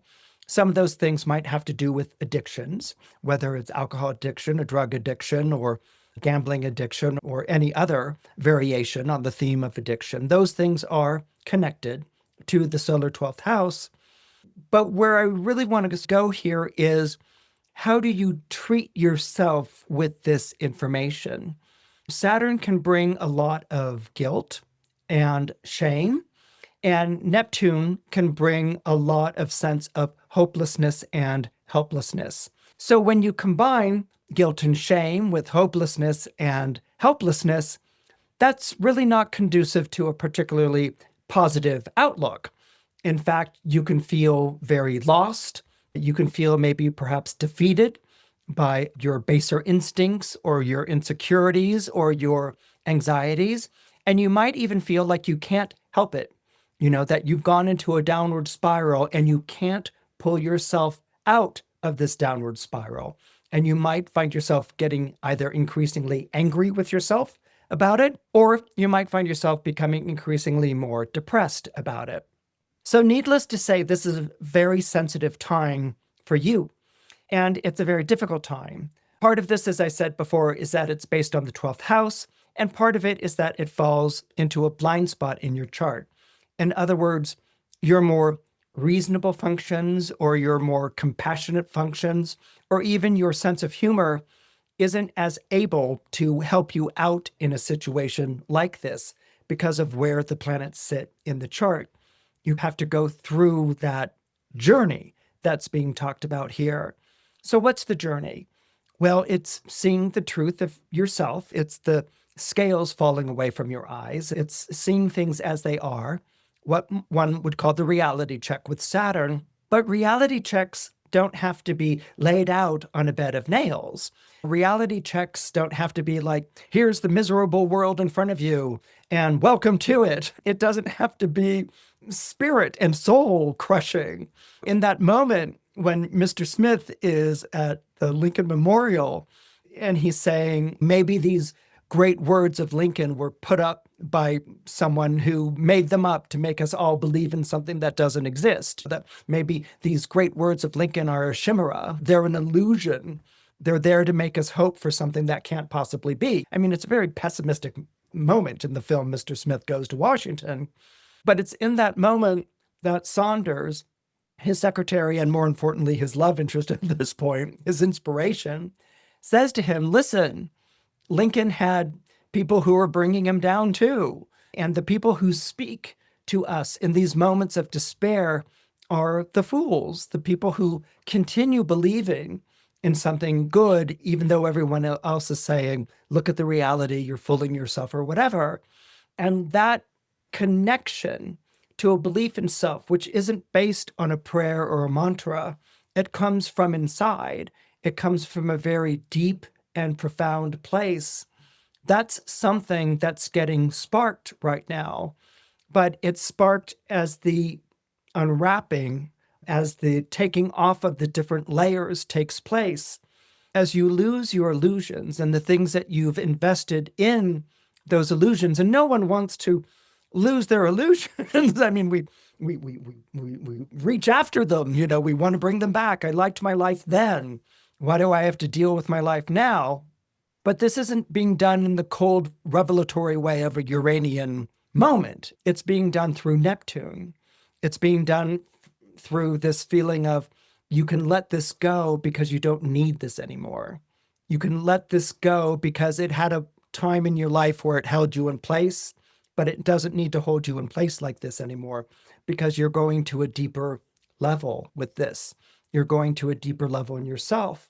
The best thing that you can do in this personal struggle that you might be experiencing with this Saturn-Neptune conjunction is to learn the courage and the strength of being kind to yourself.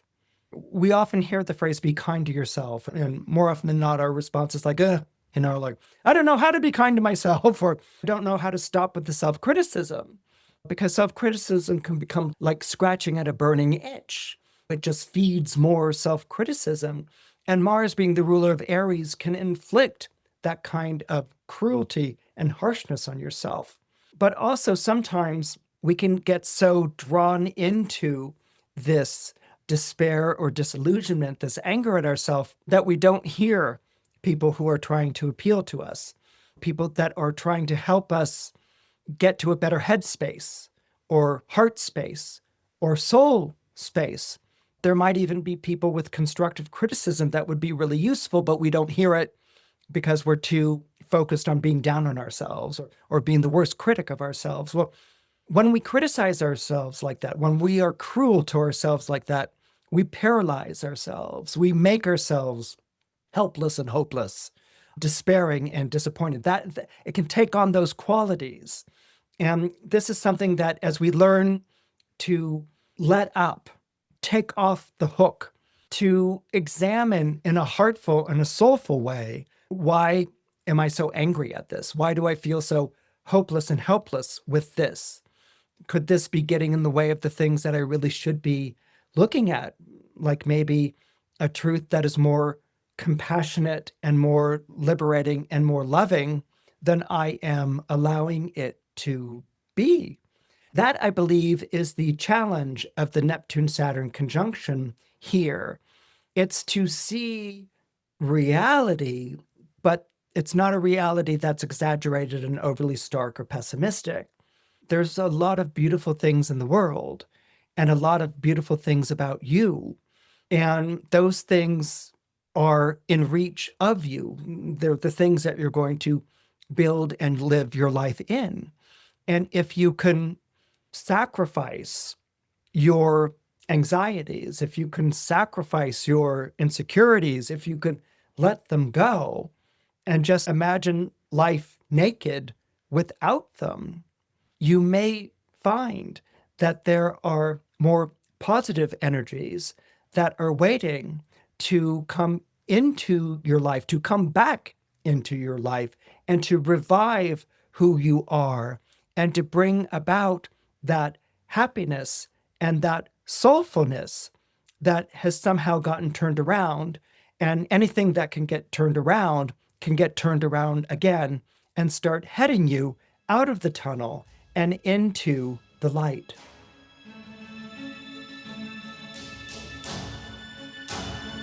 If you're born under Gemini or you have Gemini rising, the Saturn-Neptune conjunction in Aries is going to be kinder and gentler towards you.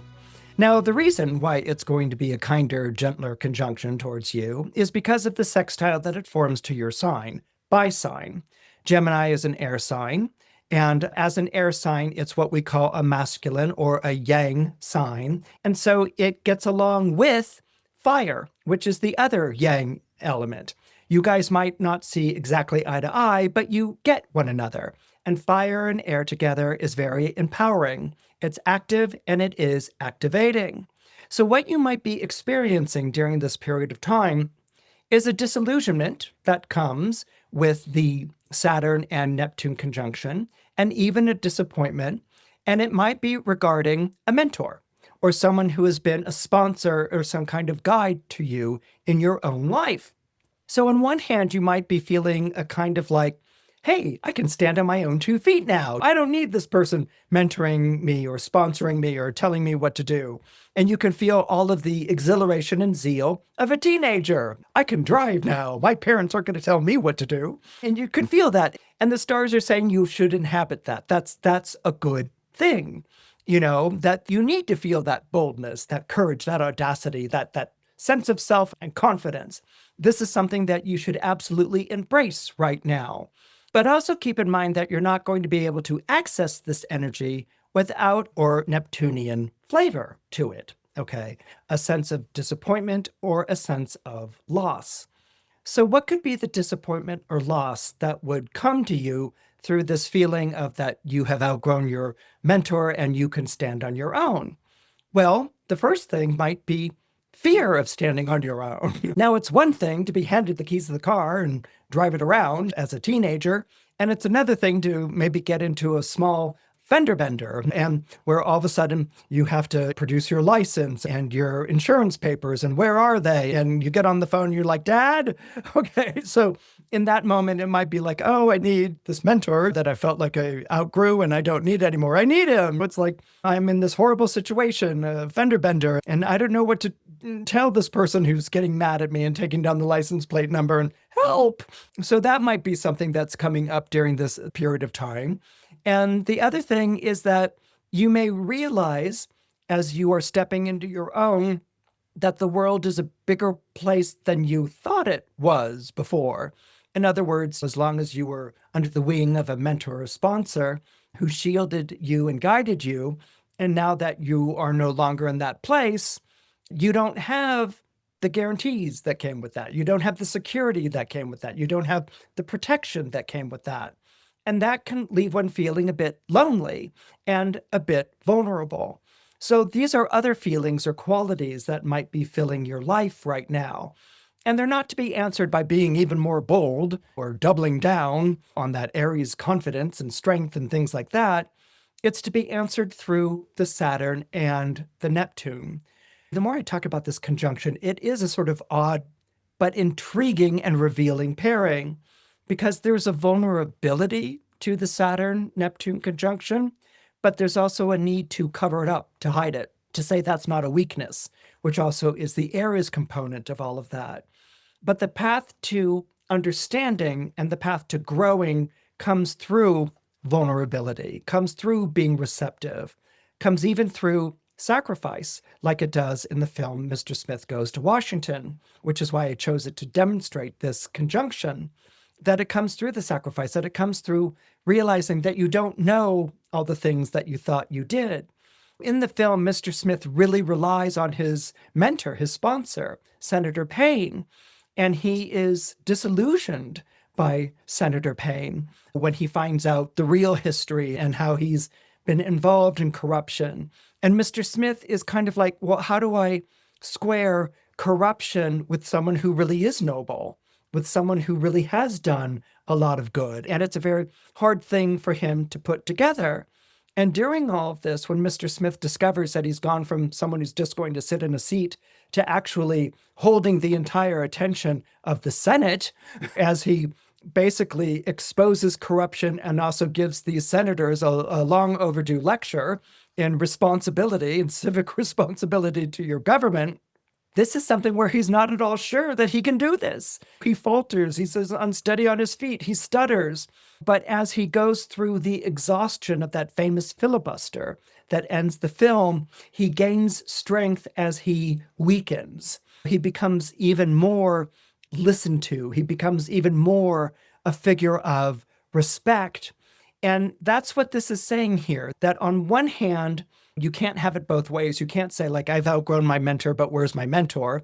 You have to stand on your own. And the stars are saying, you're ready to stand on your own. But as you stand on your own, there's also accountability. There's responsibility. And what is your relationship to accountability? What is your relationship to owning your actions?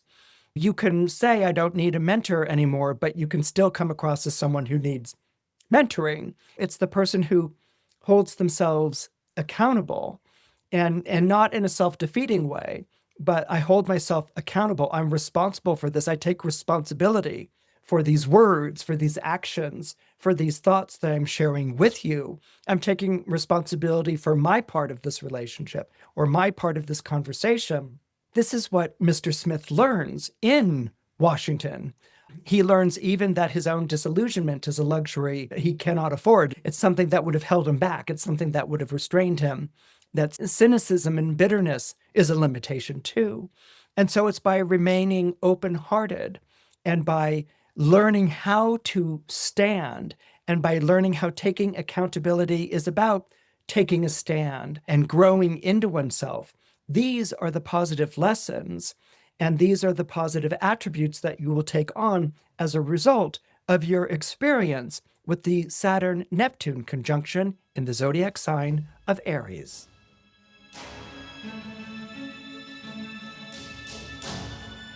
If you're born under Cancer or you have Cancer rising, this Saturn-Neptune conjunction in Aries will be taking place in your solar midheaven, and it will be affecting your status in life and your career. Now, when you look at something like a 10th house, you want something like, a sun there, or a Mars there, or Jupiter there, something that celebrates who you are, or something that allows you to exercise your ambition, or something that gives you an accomplishment that you fought long and hard for, which even Saturn can do in that particular placement. In any case, you want something that's more Marsy, that's more like climb every mountain and struggle and accomplish and achieve.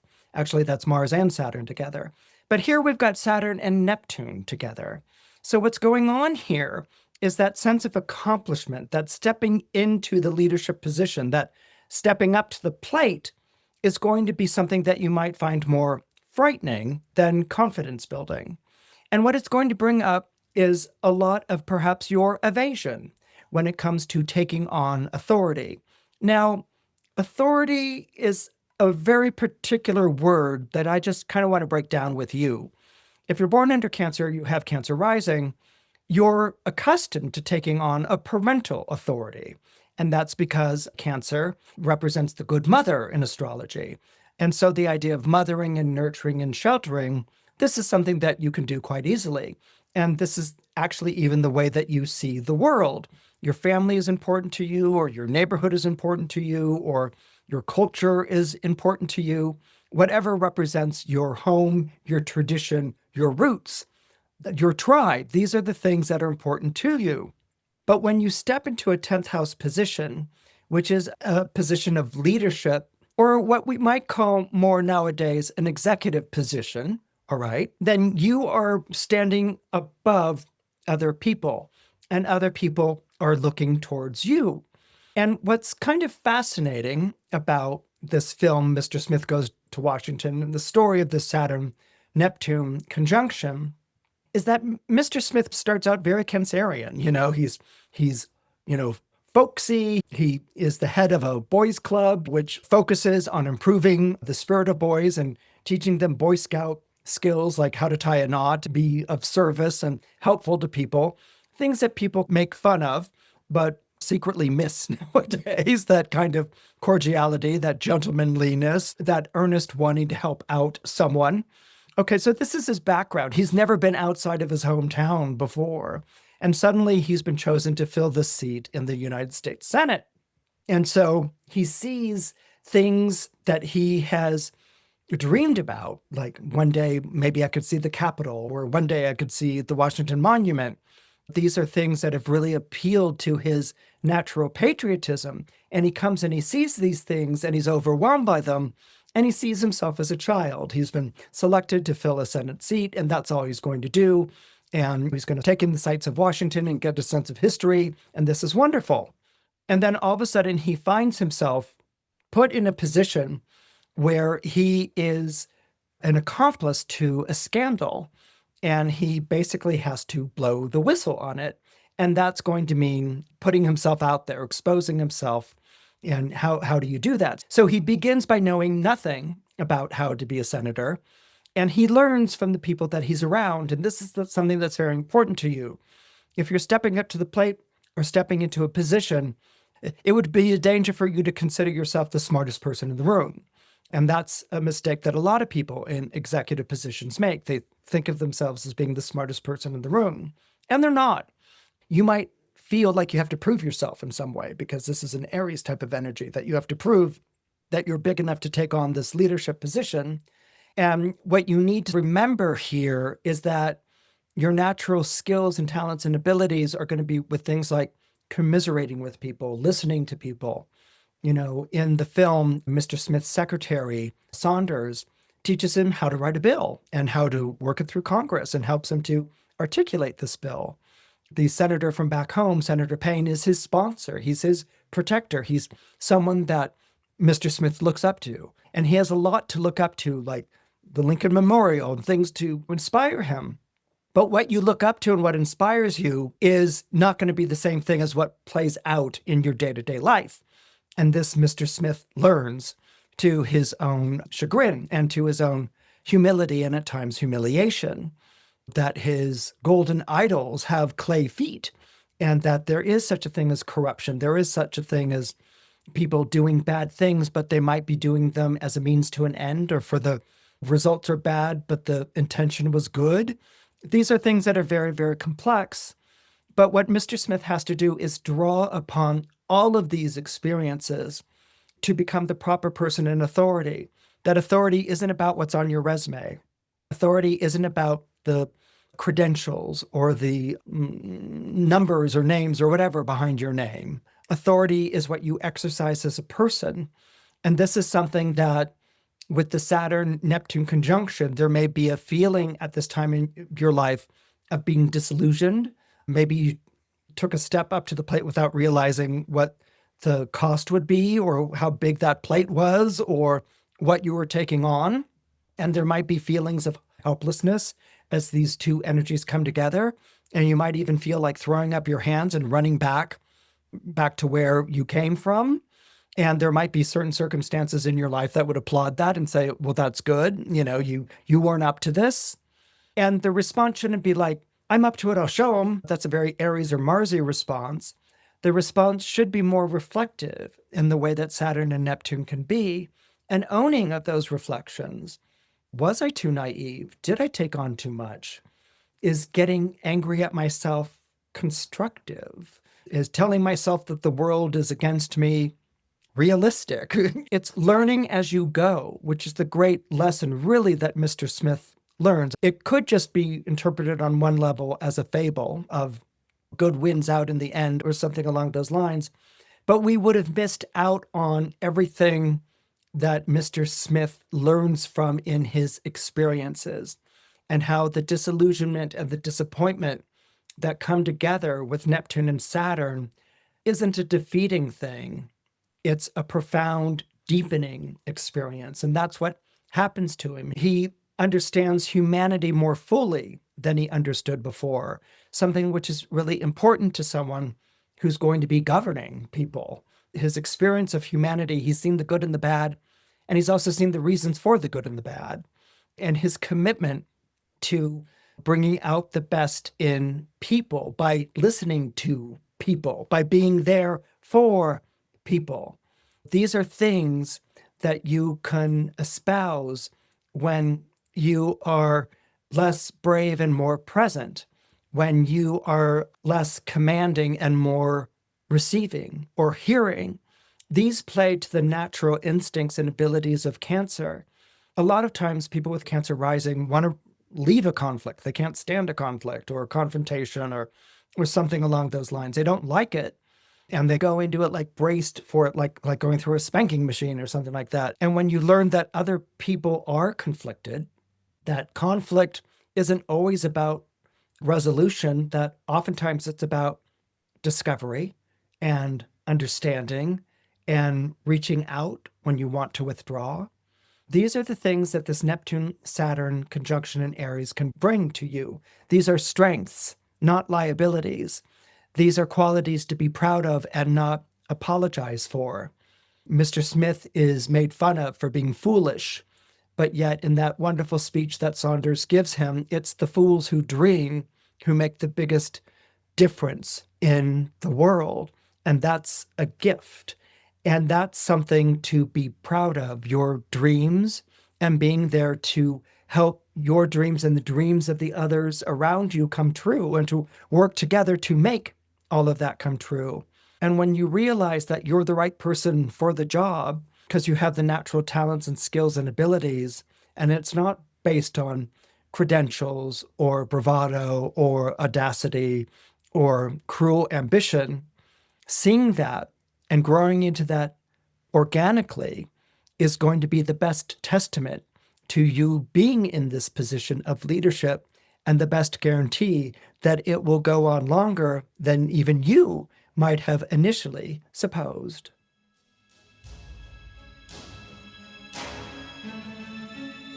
When you're born under Leo or you have Leo rising, this Saturn-Neptune conjunction in Aries is going to be tremendously beneficial to you. The reason it's going to be beneficial to you is because Leo is a fire sign just like Aries is a fire sign. And so the two signs form a natural understanding of the energies. There's a natural flow. It's kind of like cars crossing over a bridge. The energy just goes back and forth between the two signs without interruption and without detour. So for you, with this Saturn-Neptune conjunction in Aries, what you're going to feel is a call. Maybe it's even a calling card from your higher purpose, something that is far away and distant.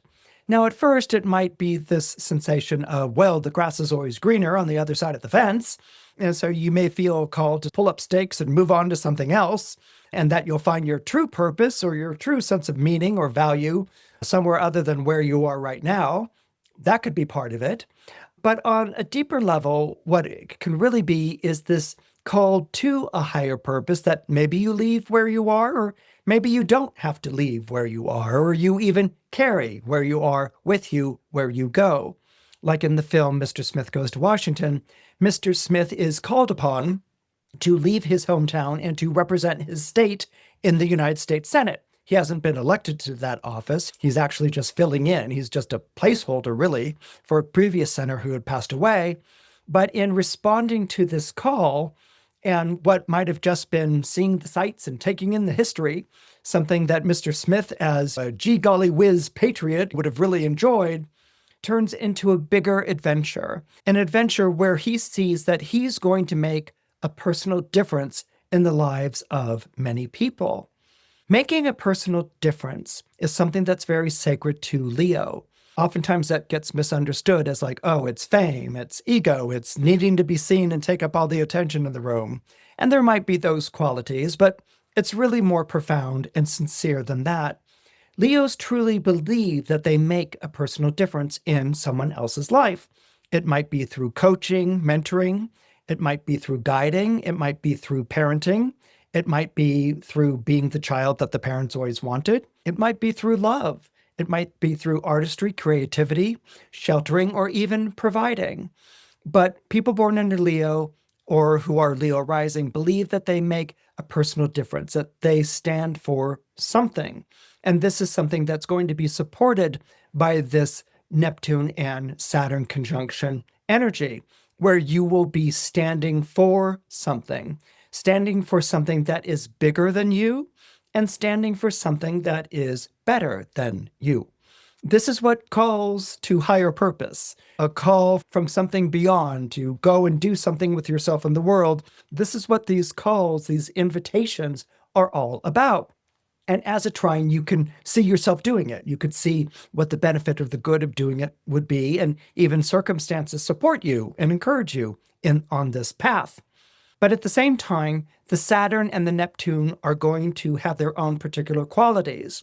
You're going to have the sort of disappointed qualities of Saturn, the reality check qualities of Saturn, being combined with the disillusioning qualities of Neptune. So in other words, it's kind of one of those things where you answer the call, you go out expecting all of these wonderful things to happen, and then you find yourself in a series of episodes that prove disillusioning or disappointing, just like what Mr. Smith experiences when he goes to Washington. Now, on one hand, one might say, well, that's dreary. That's disappointing. Why do I have to deal with that? I just want to hear good things. But good things don't appear like that. Okay. Good things often are discovered and understood through disappointment, through disillusionment, through going through difficult things.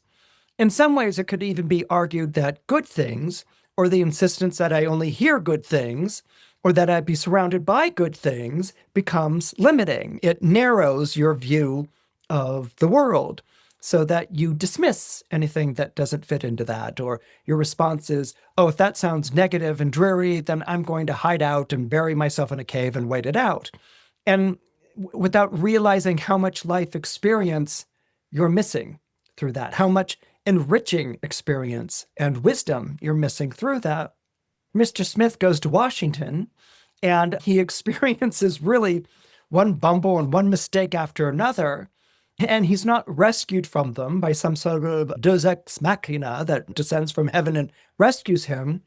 What happens is that he grows. He learns through these experiences. He learns how to articulate in his position as a senator. He learns how to pass a bill. He learns how to listen to people. He learns how to stand up for people. But he also learns that he has greater courage and he has greater wisdom than he ever thought he had before. His vision of himself at the start of this film is a child. And even his sponsor, Senator Payne, calls him a child, a boy. Senator Payne says to him, listen, I knew you were going to have one of these experiences where you meet up with how the world really works, that it's about compromises and selling out and the deals that you make, and go back to your little boy world, because this is a world of men and you aren't mature enough for that. What's so beautiful about you is your innocence and your belief. It makes my heart warm to hear your words and to see you here. I feel like you're my son, like a child. And it's because I feel like you are a child that you should go back to that and not let the world destroy you. And Mr. Smith opts to go forward anyway, despite that advice against what he is facing, because he feels impassioned. He feels protective of the people he represents. He believes in the good of the United States government and not necessarily the people who have been charged with the good of the United States government. So what this is saying here is that you may respond to a call and there may be lots of times where you question what you did and what you're doing and what it's all about, but there are people around you that are there as resources to you to help you. There are circumstances that will support you in this. You may go through things that are very disillusioning, very disappointing, reality checks that are very humbling, but they're not meant to beat you down or defeat you, even if they say that they are. They're meant to ignite in you that spark, that courage to keep on going when the guarantees have been taken away, that bravery to stand up for something in which there are no assurances that you have anyone's support. Those lost causes, as Mr. Smith says in the film, those are the things that are going to resonate with you, that are going to speak to you, that are going to inspire and enliven you. And this is the direction that I see you going in. Part of you might want to skip to the end and cross the finish line and say, that's great. But if you were to do that, you would have missed out on what adventures bring. You would have missed out on what journeys bestow. And that's how I want you to see this conjunction, that it's taking you down a path without guarantees, without assurances, but it's a path that in the traveling of it, you will become a bigger person than you initially thought of yourself as. And that is always worth the experience.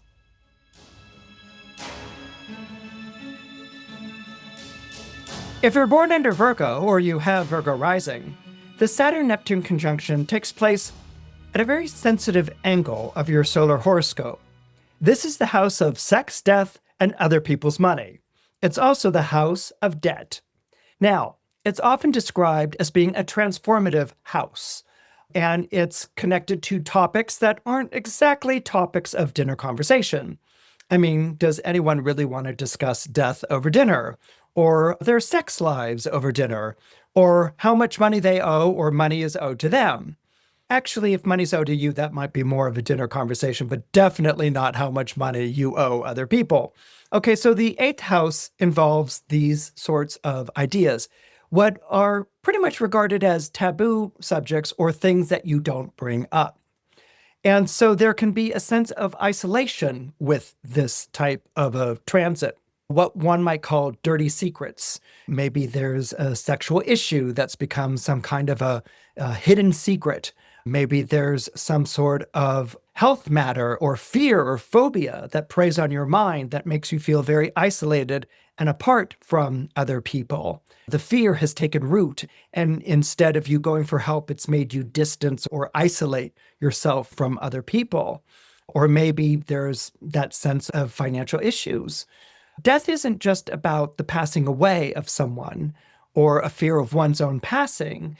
It can be connected to feelings of mortality, and it can be connected to the feelings of things that you should do in order to keep death at a distance or bad things at a distance, things that you need to do for your own survival. And that is where money can come into play. A theme that plays out through Mr. Smith Goes to Washington is the theme of selling out for money. That selling out for money is a corrupt and bad thing to do. And in the eyes of Mr. Smith at the beginning of the film, he sees that as a bad thing to do. You don't do that. You stand up for principles and justice and the American way, literally, in his case. But he meets different situations where he is encountering people who have sold out. Senator Payne, for instance, has sold out because the money that he's getting from his backer allows him to stay in office for a lengthy period of time where he can perform what he calls 1,000 honest acts. Unemployment is down in his state. Government funding is up. He's brought all of these good things to the people of his state. He has been a true politician. He has been a true public servant. But there's a price to be paid by dancing with the devil. And that price is being exacted upon him at the beginning of this film. It's a price that he feels like he can pay. After all, he knew this deal walking on in, but then he realizes how much it's costing him to see the pain of another person, to see himself as the person who is destroying the life of someone that he feels very kindly towards, if not loving like a father, that he is destroying the life of Mr. Smith. And so he sees how that has turned him into a monster. Another figure that comes into play is Saunders, Clarissa Saunders, but she doesn't use the first name because she's embarrassed by it. The secretary of Mr. Smith, who says, when I first came to Washington, D.C., my eyes were full of blue question marks, and now my eyes are full of green dollar marks. In other words, I've learned how this game is played, and I'll take the money for what I can get out of it. And although she tries to sell herself on that idea, she can't do it. Her conscience stands in the way. She can't sell Mr. Smith down the river. He's moved her in a very deep way, in the same way that Senator Payne is moved by Mr. Smith. When we sell out, it's not just that we sold out and now we're living a sold out life or anything along those lines and we get things for it. When you sell out in that way, when you betray yourself for those 30 pieces of silver, so to speak, you can't go back. You can't take it back. And that might be something quandary that you find yourself in right now. Now, I'm not saying that you're betraying someone for 30 pieces of silver or anything along those lines. But what I am saying is that you may be facing a financial dilemma, one that goes against what you feel is right. And it's a little bit more than just compromising your principles. It might be more along the lines of like, I need to follow this money path if I want to do the things I want to do. Or I need to follow this money path because that will make me feel better about having lost a part of myself that I really valued. Maybe something transactional will make me feel better. But money can be like junk food. It can go through your system. Everyone is promised that money is going to solve your problems and be a wonderful, good thing, and they dream of winning the lottery these days. But if you look at the wealthiest people in the world right now, these are not happy people, okay? They are not happy people. They're constantly hungry. Nothing fills the void that they carry around inside of themselves. They don't bring good things. They don't cause good things to happen. They cause a lot of bad things to happen. And their selfishness, selfish doesn't even begin to describe the hunger and the voracity, and you can give them all the trillions of dollars you can, but it doesn't make them happy. It doesn't fill them. It doesn't satisfy them. And that should be a lesson to everyone, that it's not so much that money's going to free you or satisfy you in all sorts of ways. I mean, it's nice to have the money that you need to live. We should all have that. That's like having a good plot of land that produces fruit and vegetables and things that you can live on, that you can build on. Okay. But sometimes you can find yourself in financial dilemmas in which, you're weighing your morals versus your finances.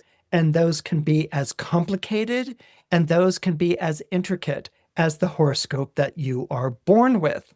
Now, the understanding to this isn't going to be the high ground or selling out, one of those two things, but it's in that conjunction of the Saturn and the Neptune, understanding through disappointment and understanding through a helplessness. That's going to bring you closer to what you may want to do with your financial situation. You may need the money to live, exist, or you may need the money as a means to an end. That might be the cost, that might be the transaction. But if it's something in which, you're losing faith in yourself, or you're giving up on yourself, or you're getting out of a decision, a hard decision that you feel like you have to make, then that money is not going to help you. That's not going to be the answer. You're going to regret having taken it later. So be very clear with yourself about the dilemma you may face. How much of it is about money, and then how much of it is really about maybe using money as an excuse or a way to postpone, put off, or get around a sort of decision that you really need to make for yourself. This is something that the Saturn-Neptune conjunction can bring to you. And this is the kind of release that it can bring to you, because the more human you are with yourself, the more real you are with yourself, the more available that answer will become, and the more right it will feel, not only in your gut, but in your soul as well.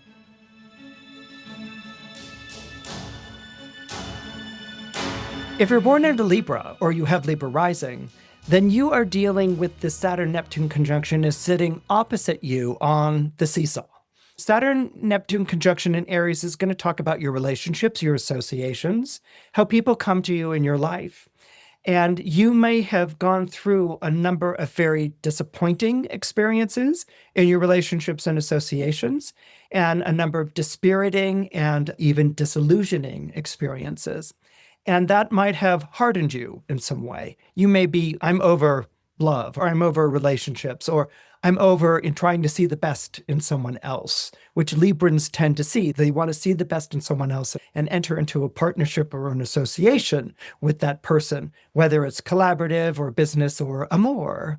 So you might be like, I'm over that. I've gone through 2 eclipses in my sign and Aries' sign, and I've gone through all of these very difficult transits, and I'm over this, and my heart is hardened, or I am closed to all of this. And this is exactly the situation that Saunders, who is the assistant to Mr. Smith, who has taken over a senator's seat, who's passed away. When Mr. Smith goes to Washington and takes up this seat, he meets Saunders, his secretary, who worked for the previous senator.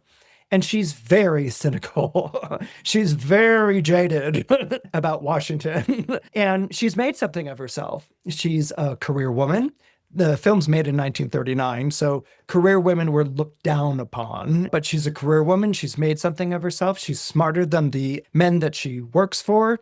And when she's presented with Mr. Smith, this kind of, shucks, gee, golly, Daniel Boone from out west, she's furious. She's furious that she's been set up with babysitting this fool who's going to be sitting in this Senate seat for a few more months or something like that, will clearly lose the election. And she's insulted. And it's more than insulted. She's denigrated, and she's angry about it. and she takes it out on Mr. Smith. She doesn't get angry at him, but she sets him up for different situations that prove very humiliating for him, and she gets a good laugh out of it until it stops becoming a laughing matter. It stops becoming a laughing matter when she begins to share some history about herself. She and Mr. Smith are working on putting together a bill for Congress, and she begins to share some history about herself, how she had been naive and believed all the good that the US government could do, that democracy was for the people and by the people. And these were wonderful tenets. And she came to Washington and she saw basically the sausage factory, how everything is put together. And it disillusioned her to such an extent that she became very caustic in her humor and very Machiavellian in her strategizing. And this idea that now if she's going to work for people, it's going to be transactional. It's not because she believes in them or anything along those lines. And as she educates Mr. Smith in how to put together a bill and what it will go through, and she really gets him to talk about his dream of this National Boys Club and what that would do for kids who are coming out of a difficult time. Remember, this is 1939, so it's coming out of the Depression. Everyone's been through a very difficult time economically. And how he talks about kids being the future and they can't be limited by the cynicism or the disappointment of adults, of men. That youth is something that we treasure and that we protect and that we nurture.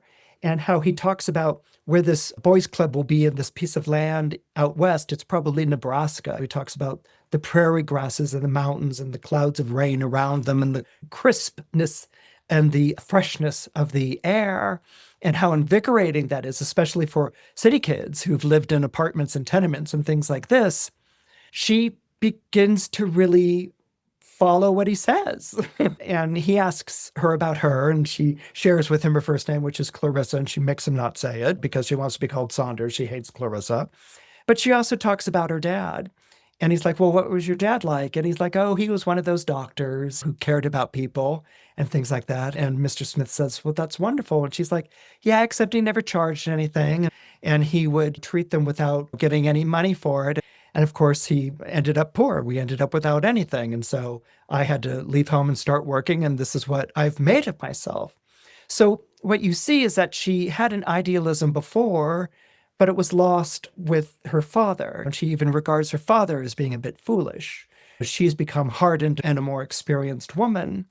But there's something about Mr. Smith's vision, which is the Neptune quality.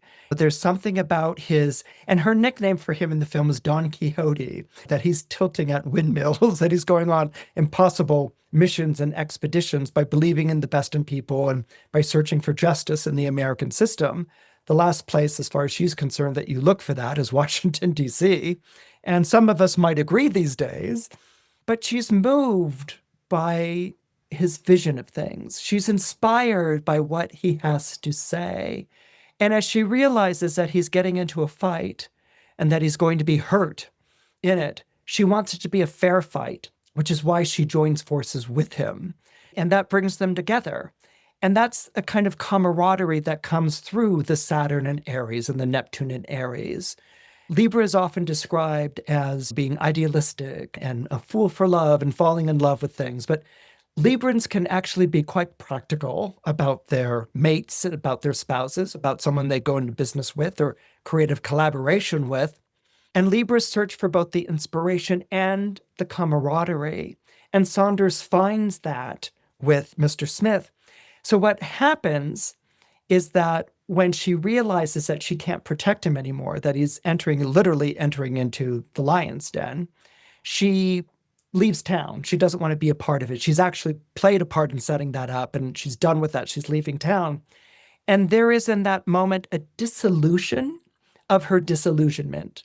And what I mean by that is that her disillusionment had given her a thick skin, or what she believed to be a thick skin. She put on jaded glasses, and she felt like that's the way of the world, and that's going to protect me.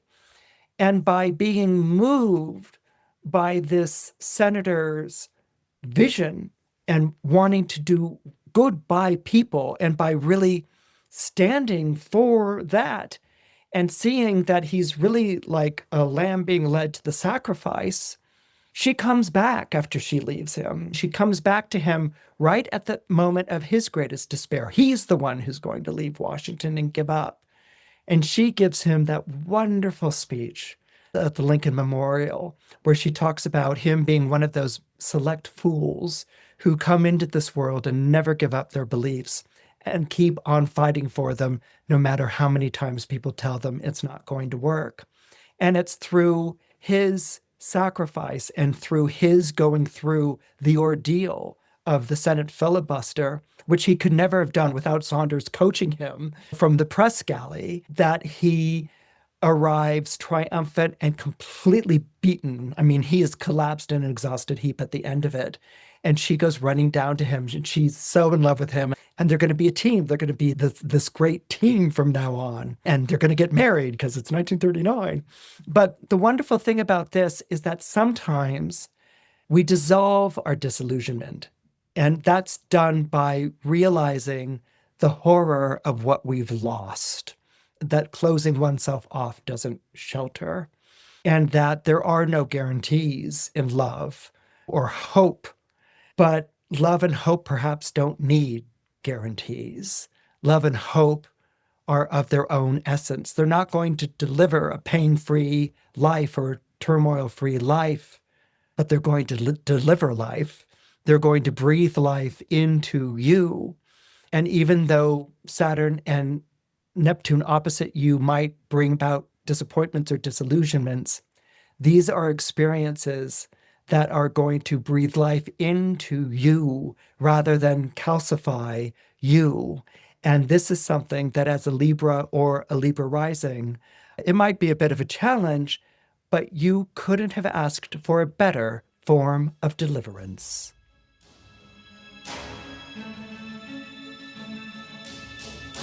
If you're born under Scorpio or you have Scorpio rising, the Saturn-Neptune conjunction takes place in that part of your solar chart that pertains to work and service.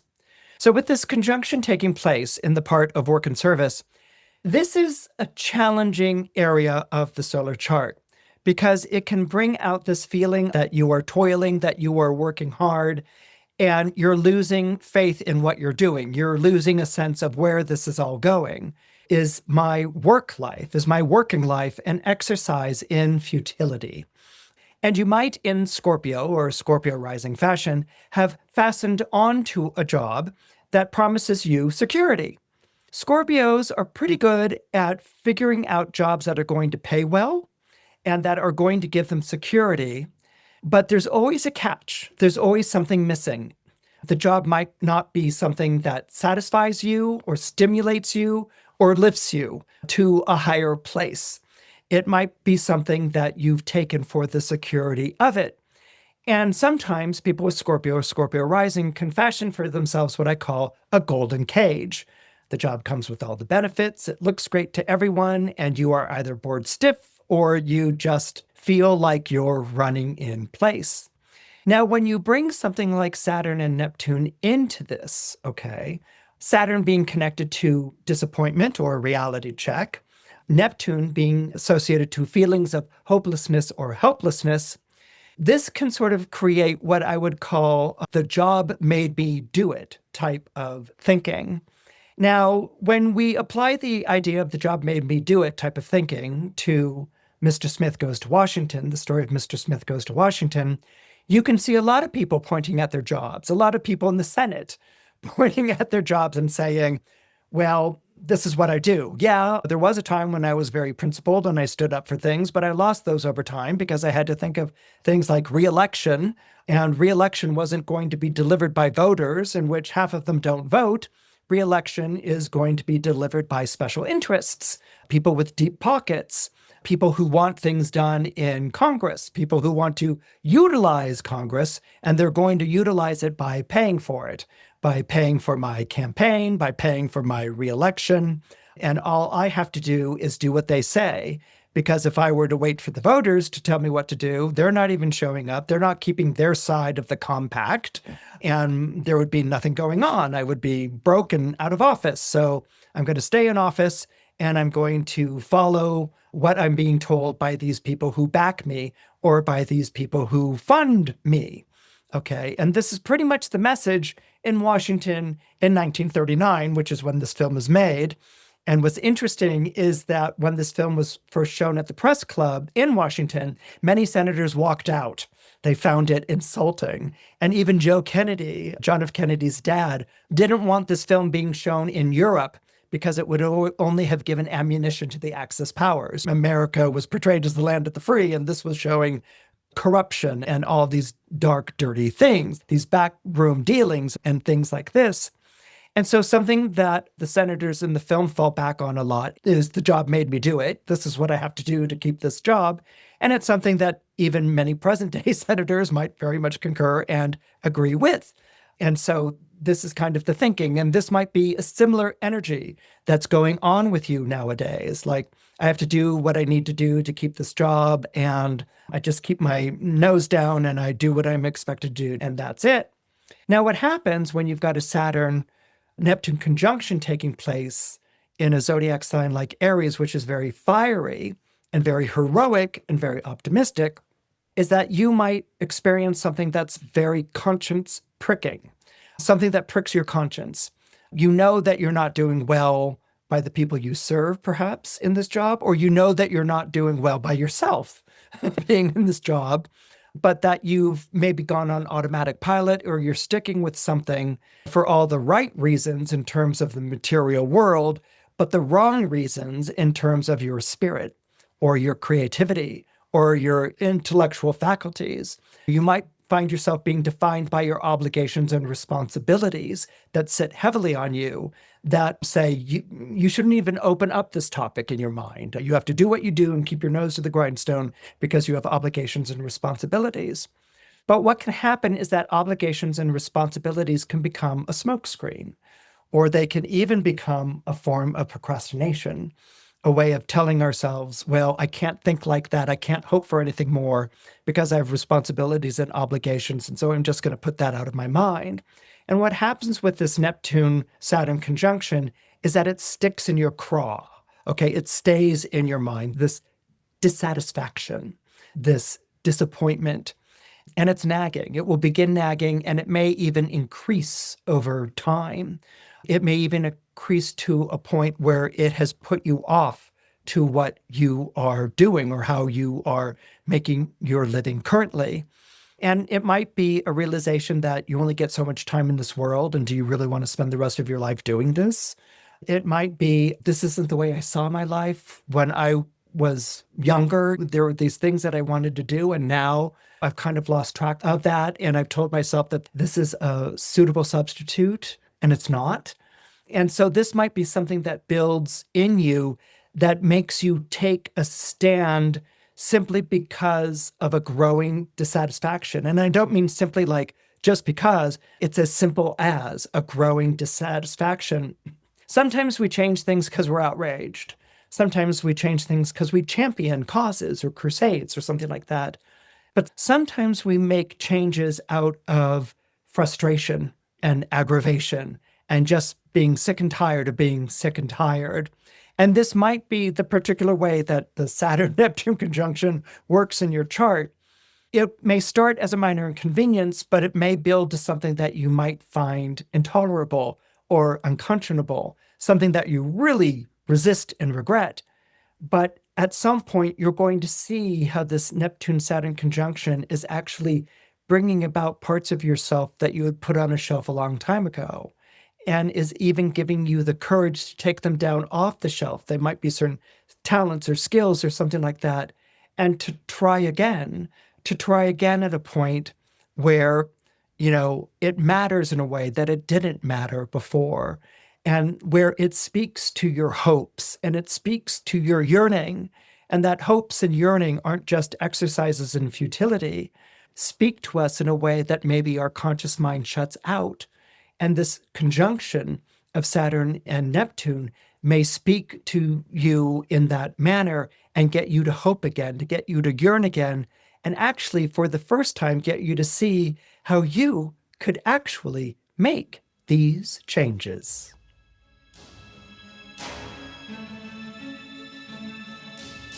If you're born under Sagittarius, or you have Sagittarius rising, This Saturn-Neptune conjunction in Aries is actually really good for you. Now, you might be taken aback, like, oh, it is? It is really good? Tell me how. Okay, I thought Saturn and Neptune was about disillusionment and disappointment. How's that going to be good for me? So with the Saturn-Neptune conjunction taking place in Aries, which is a fire sign, and Sagittarius is a fire sign, that creates what we call in astrology a trine. A trine is often described as being a harmonious energy, but actually it's just a really great energy. Okay, and what it does is that one sign gives unconditional support to the other sign. Fire signs become more fiery when they're forming a trine to another fire sign. They become more exuberant, they become more brave, they become more audacious, they become more passionate, they become more inspired. And that's what's going to be going on for you during the time of this conjunction. Is you are becoming more inspired. You're also becoming more open to your heart. Okay, so your heart matters to you. Your heart is the seat of love for people and love for life. This is something that will absolutely become generated and energized during this period of time. Your delights, your joys will become matters of priority. And you really enjoying what life has to offer is something that you're going to find very inspirational. It's more than just having immediate gratification or your impulses satisfied or your cravings taken care of. It's going to be more along the lines of you feeling like you are stepping into yourself as a person. And indeed, the question that you might have on your mind during this period of time is, can I be that person? Neptune in Aries glamorizes the zodiac sign of Aries. Neptune will glamorize any zodiac sign that it's passing through. And if Aries is the zodiac sign of the hero, of the person with the fresh voice and the brilliant insight, someone that people make fun of but secretly listen to, a youthful voice that brings back that sense of possibility again, and faith and belief. These are the things that are going to be speaking to you. And you're going to see how much better a person you can be, because Neptune is all about showing the ideal, and Aries is very much about bettering itself. So you might be drawn to this bigger, better vision of yourself than you've ever had before. And this is something that friends or loved ones might say that you're romanticizing. But as we've learned in the story of Mr. Smith Goes to Washington, there's nothing wrong with romanticizing something, that it's the fools with their ideals that wind up making the differences for good in this world, because they can see the way that the world can be. They can see the highest in humanity rather than the lowest. They hold out for goodwill rather than yielding or bending down to the lowest common denominator. And so this sense of inspiration is going to fill your heart, and it's going to fill your soul right now. And you're going to have an image, a vision of what you want to be. Not like what you want to be when you grow up, or a vocation or a job, but what you want to be. Do I want to be a good person? Do I want to be a loving person? I'm a creative person. Do I want to get behind that? I'm a creative person. Do I want to train myself to be better? Do I want to take up challenges to better who I am? That's the Aries component that's coming in. So this is something that's going to really speak to you right now, and it's going to have an allure. It's going to invite you, and you're going to want to respond. Now, trines are wonderful. They will give you unconditional support in your element. So your fire is feeling seen and recognized and built upon, inflamed. But at the same time, Saturn and Neptune are associated with things like disappointment, reality checks, and disillusionment. So that person, for you to have the bravery to say, can I be that person? Followed by, I want to be that person, that might bring sudden anxiety or sudden, I don't know if I can do it, or I've never been like that before. What makes me think that I could do that now? And so you might almost feel at first like, maybe I should just pass on this or walk away. But because the energy is so enticing, seductive almost, it calls to you. You may feel like, no, I want to go in this direction. I want to be the best person I can be. I want to be a good person. I want to be a fulfilled person. And I want to be an inspiration to other people. And so you may find yourself embarking on this path to do this. But with Saturn and Neptune, there will be no guarantees. There will be no assurances or promises. There will be the vision. and it's up to you to make something of that vision. But visions, although aspirational, are also strengthened by disappointment, strengthened by loss of belief. Belief isn't made more profound by more belief. Belief is made more profound by doubt, by loss of faith. It's when you go through those dark nights of the soul that you really meditate on what belief is, and you call upon what belief is. This is what moves vision from the make-a-wish category to the realization category, the category of inspiration. And so this is something that is calling to you, and this is something that I would encourage you to follow, knowing that it may bring disappointments, it may bring disillusionment, it may bring hardship, but these experiences are meant to deepen you. They're meant to make you more profound.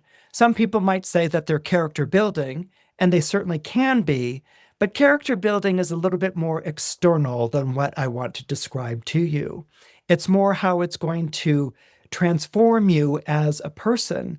And when you see not only can you be that person, but that you are that person, that is what's going to show you how you have become the true beneficiary of this Saturn-Neptune conjunction.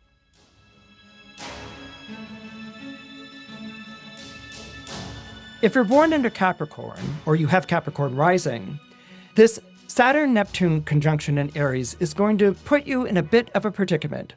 Most people will see it as a conjunction. It's two planets that are bound to one another, like I said earlier in the episode, like people participating in a three-legged race. Their legs are tied together in some way. But as a Capricorn, and because Saturn is your ruling planet, you're going to see things more from the Saturn perspective than the Neptunian perspective. The Saturn perspective is basically the idea that nothing comes easy in this world, that people are going to tell you a lot of hooey, and that you're going to find out for yourself that these are farcical fantasies that tempt you, that fool you, that take you off the beaten path. And the best way to go into life is with a bit of cynicism or with a bit of skepticism. Now, some Capricorns might agree with that right off the bat. I've been through hard knocks and I've earned my skeptical stripes, and that is the way that I see things. But a lot of Capricorns and a lot of Capricorn risings are what I call closeted dreamers. They want to believe in the cynicism. They want to believe in the skepticism. But the fact of the matter is, they're optimists. They still dream. They want the best for other people, and they want the best for themselves. And this is something that Capricorns hold very dear to themselves. And they will play act, maybe even at times act cynically or sardonically, or become very critical, but it's to protect that hope. It's to protect that yearning. It's to protect that optimistic outlook on life. And so when Saturn meets the Neptune energy like this, what Neptune does is that it dissolves. Think of the way that waves wash on a shore. They wash on a shore, they spread in all directions, they gather back into themselves again, form a wave that pounds on the shore again. And over a long period of time, what these waves do is that they shape a shoreline. So the outwave, in-wave action of Neptune is actually a shaping force that takes place over a period of time. Now, Saturn is a planet that can be associated with our fears, anxieties, and insecurities. And when you have fears, anxieties, and insecurities, you're either going to be a slave to them, full of fear and trembling, or you're going to mask them in some way. You're going to show that nothing's getting to you. It's not getting beneath your skin. Nothing can penetrate that armor that you've got on. But underneath is that hope. Underneath is that yearning. And Saturn will hold on to protecting that. It defends it.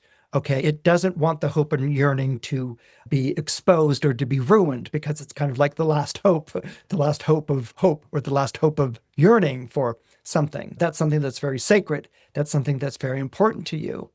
And what Neptune is going to do in that conjunction is that it's going to eat away at that protectiveness. It's going to eat away at that defense mechanism, that thing that's holding it tight, because Neptune is responding to the hope that you've got locked inside. And it's responding to it almost like it's being kept prisoner, And so the Neptune, which is all about hope and yearning, is like, well, let's let this out. And the Saturn is, no, no, no. If I let it out, it will be like a bird, a caged bird. You open up that cage and it flies away and it never comes back. And Neptune's like, watch me. It will come back. Just let it out. And so this might be a period of time in which you're feeling this call to open up to these more vulnerable sides to yourself, these more idealistic sides to yourself, these things that you used to believe in, these things that you used to fight for or stand up for, that you told yourself how you couldn't, or that it was foolish, or how it was unreasonable. And what you might feel during this period is a resurgence, a return of these feelings. And with them comes a sort of strength, a bravado, a courage, a belief in the future that you haven't really entertained for a very long time. And again, the more that Neptune exercises its influence, the more that Saturn will resist and try to hold. And so there might be this kind of tension or this kind of tightness in the chest even. But what you're coming to realize is that things can't be an issue of trust, because someone will inevitably break a trust. Things aren't going to be protected by skepticism or cynicism, because if skepticism and cynicism is proven right, well, okay, it was proven right, but I'm still skeptical and cynical. And where's the creativity or fun in that? So this is what's happening to you on a very deep and internal level. And it's one that I would encourage you on, but also say, take your time. Like someone wading into a swimming pool, take your time and get a sense and feeling of the depth.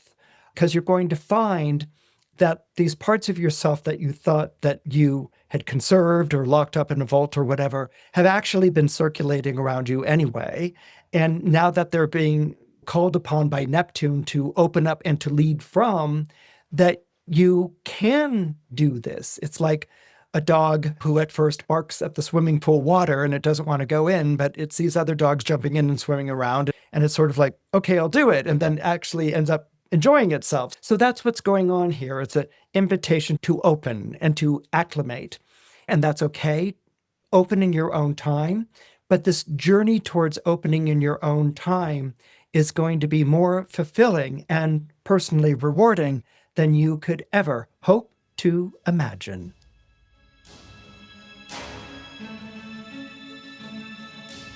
If you're born into Aquarius, or you have Aquarius rising, this Saturn-Neptune conjunction in Aries is actually going to be beneficial for you. Despite all the talk of disillusionment and disappointment, which accompanies a lot of the description of the Saturn and Neptune conjunction, it's taking place in the zodiac sign of Aries. Aries is a fire sign, and you were born under an air sign.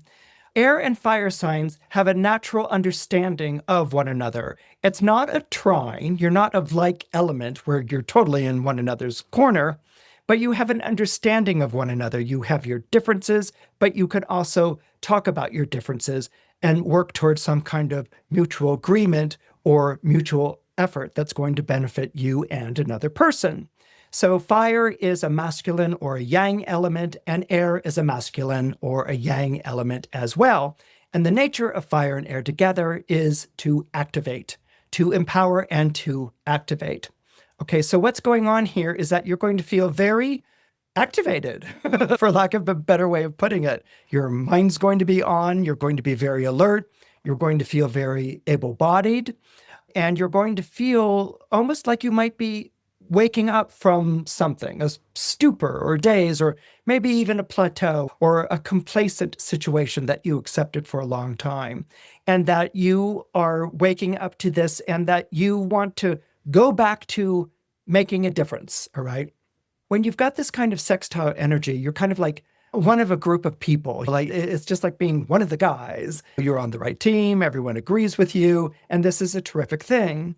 But Aquarians have this thing about being on a team. On one hand, it's an air sign, and it's a very social air sign, so it believes in team effort and collective solidarity and things like that. But Aquarians also carry around this feeling of not belonging, of not being part of the group. Something I often say is that an Aquarian could start a book club with their best friends, and they could read all the books that the Aquarian wanted to read and talk about. And this could all go off successfully for the first or second meeting. But by meeting 3 or 4, the Aquarian is going to feel like they don't fit in anymore, like they're the outsider and that they don't really belong. So there's always a feeling of being out of sync when you're born under Aquarius or have Aquarius rising. For all of your socializing, there's still an out of sync quality. This sextile sort of smooths over those wrinkles, but it also charges you with a responsibility. It also says to you, okay, you found your people, or you found your group that you feel very comfortable with, but you're not just one of the guys. You have to stand up for something higher. You have to stand up for something better. And what that means is taking a stand on something. Now, Aquarians aren't strangers to the idea of taking a stand on principle or even an unpopular stand. They're actually rather famous for it.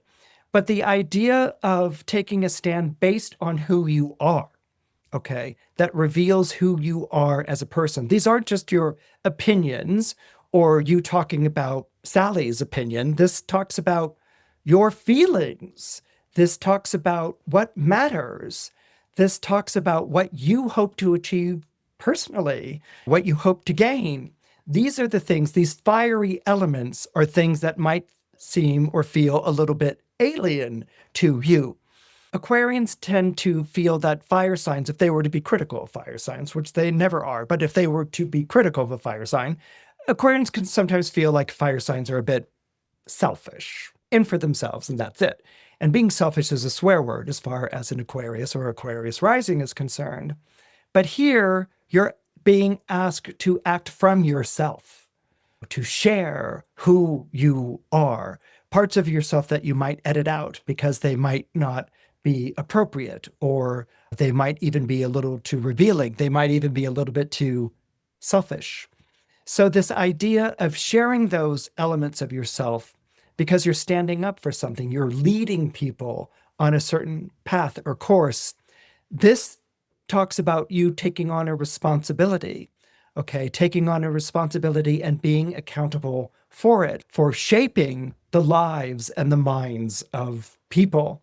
And this is something that you're going to take very seriously. And even though you might feel a little out of sync, this is something that you might feel increasingly like you're becoming more personally invested in. And any sort of personal investment for an Aquarius always risks disappointment or disillusionment. I think the important thing to realize is that you can be disappointed and not despairing. You can be disillusioned and not broken. The spirit of fire roars back to life, and it can burn low and it can burn high. And so these experiences of disappointment and disillusionment sort of bring you down to earth a little bit more. Here's your Saturn component coming to work here and makes you more accessible and makes people more accessible to you. You don't have to have all the answers. You aren't alone with the solutions. You might have worked with a team before, but always done things your own way. This is something that you can share and you can say, I do want to do it my own way and my way is right. And you stand up for that.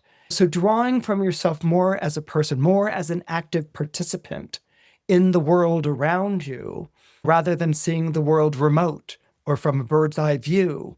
This is something that's going to be important. It's one of the great gifts that Saturn and Aries can give you, is that sense of urgency and that sense of involvement. And that can only serve to better you as a person and deepen you as a soul.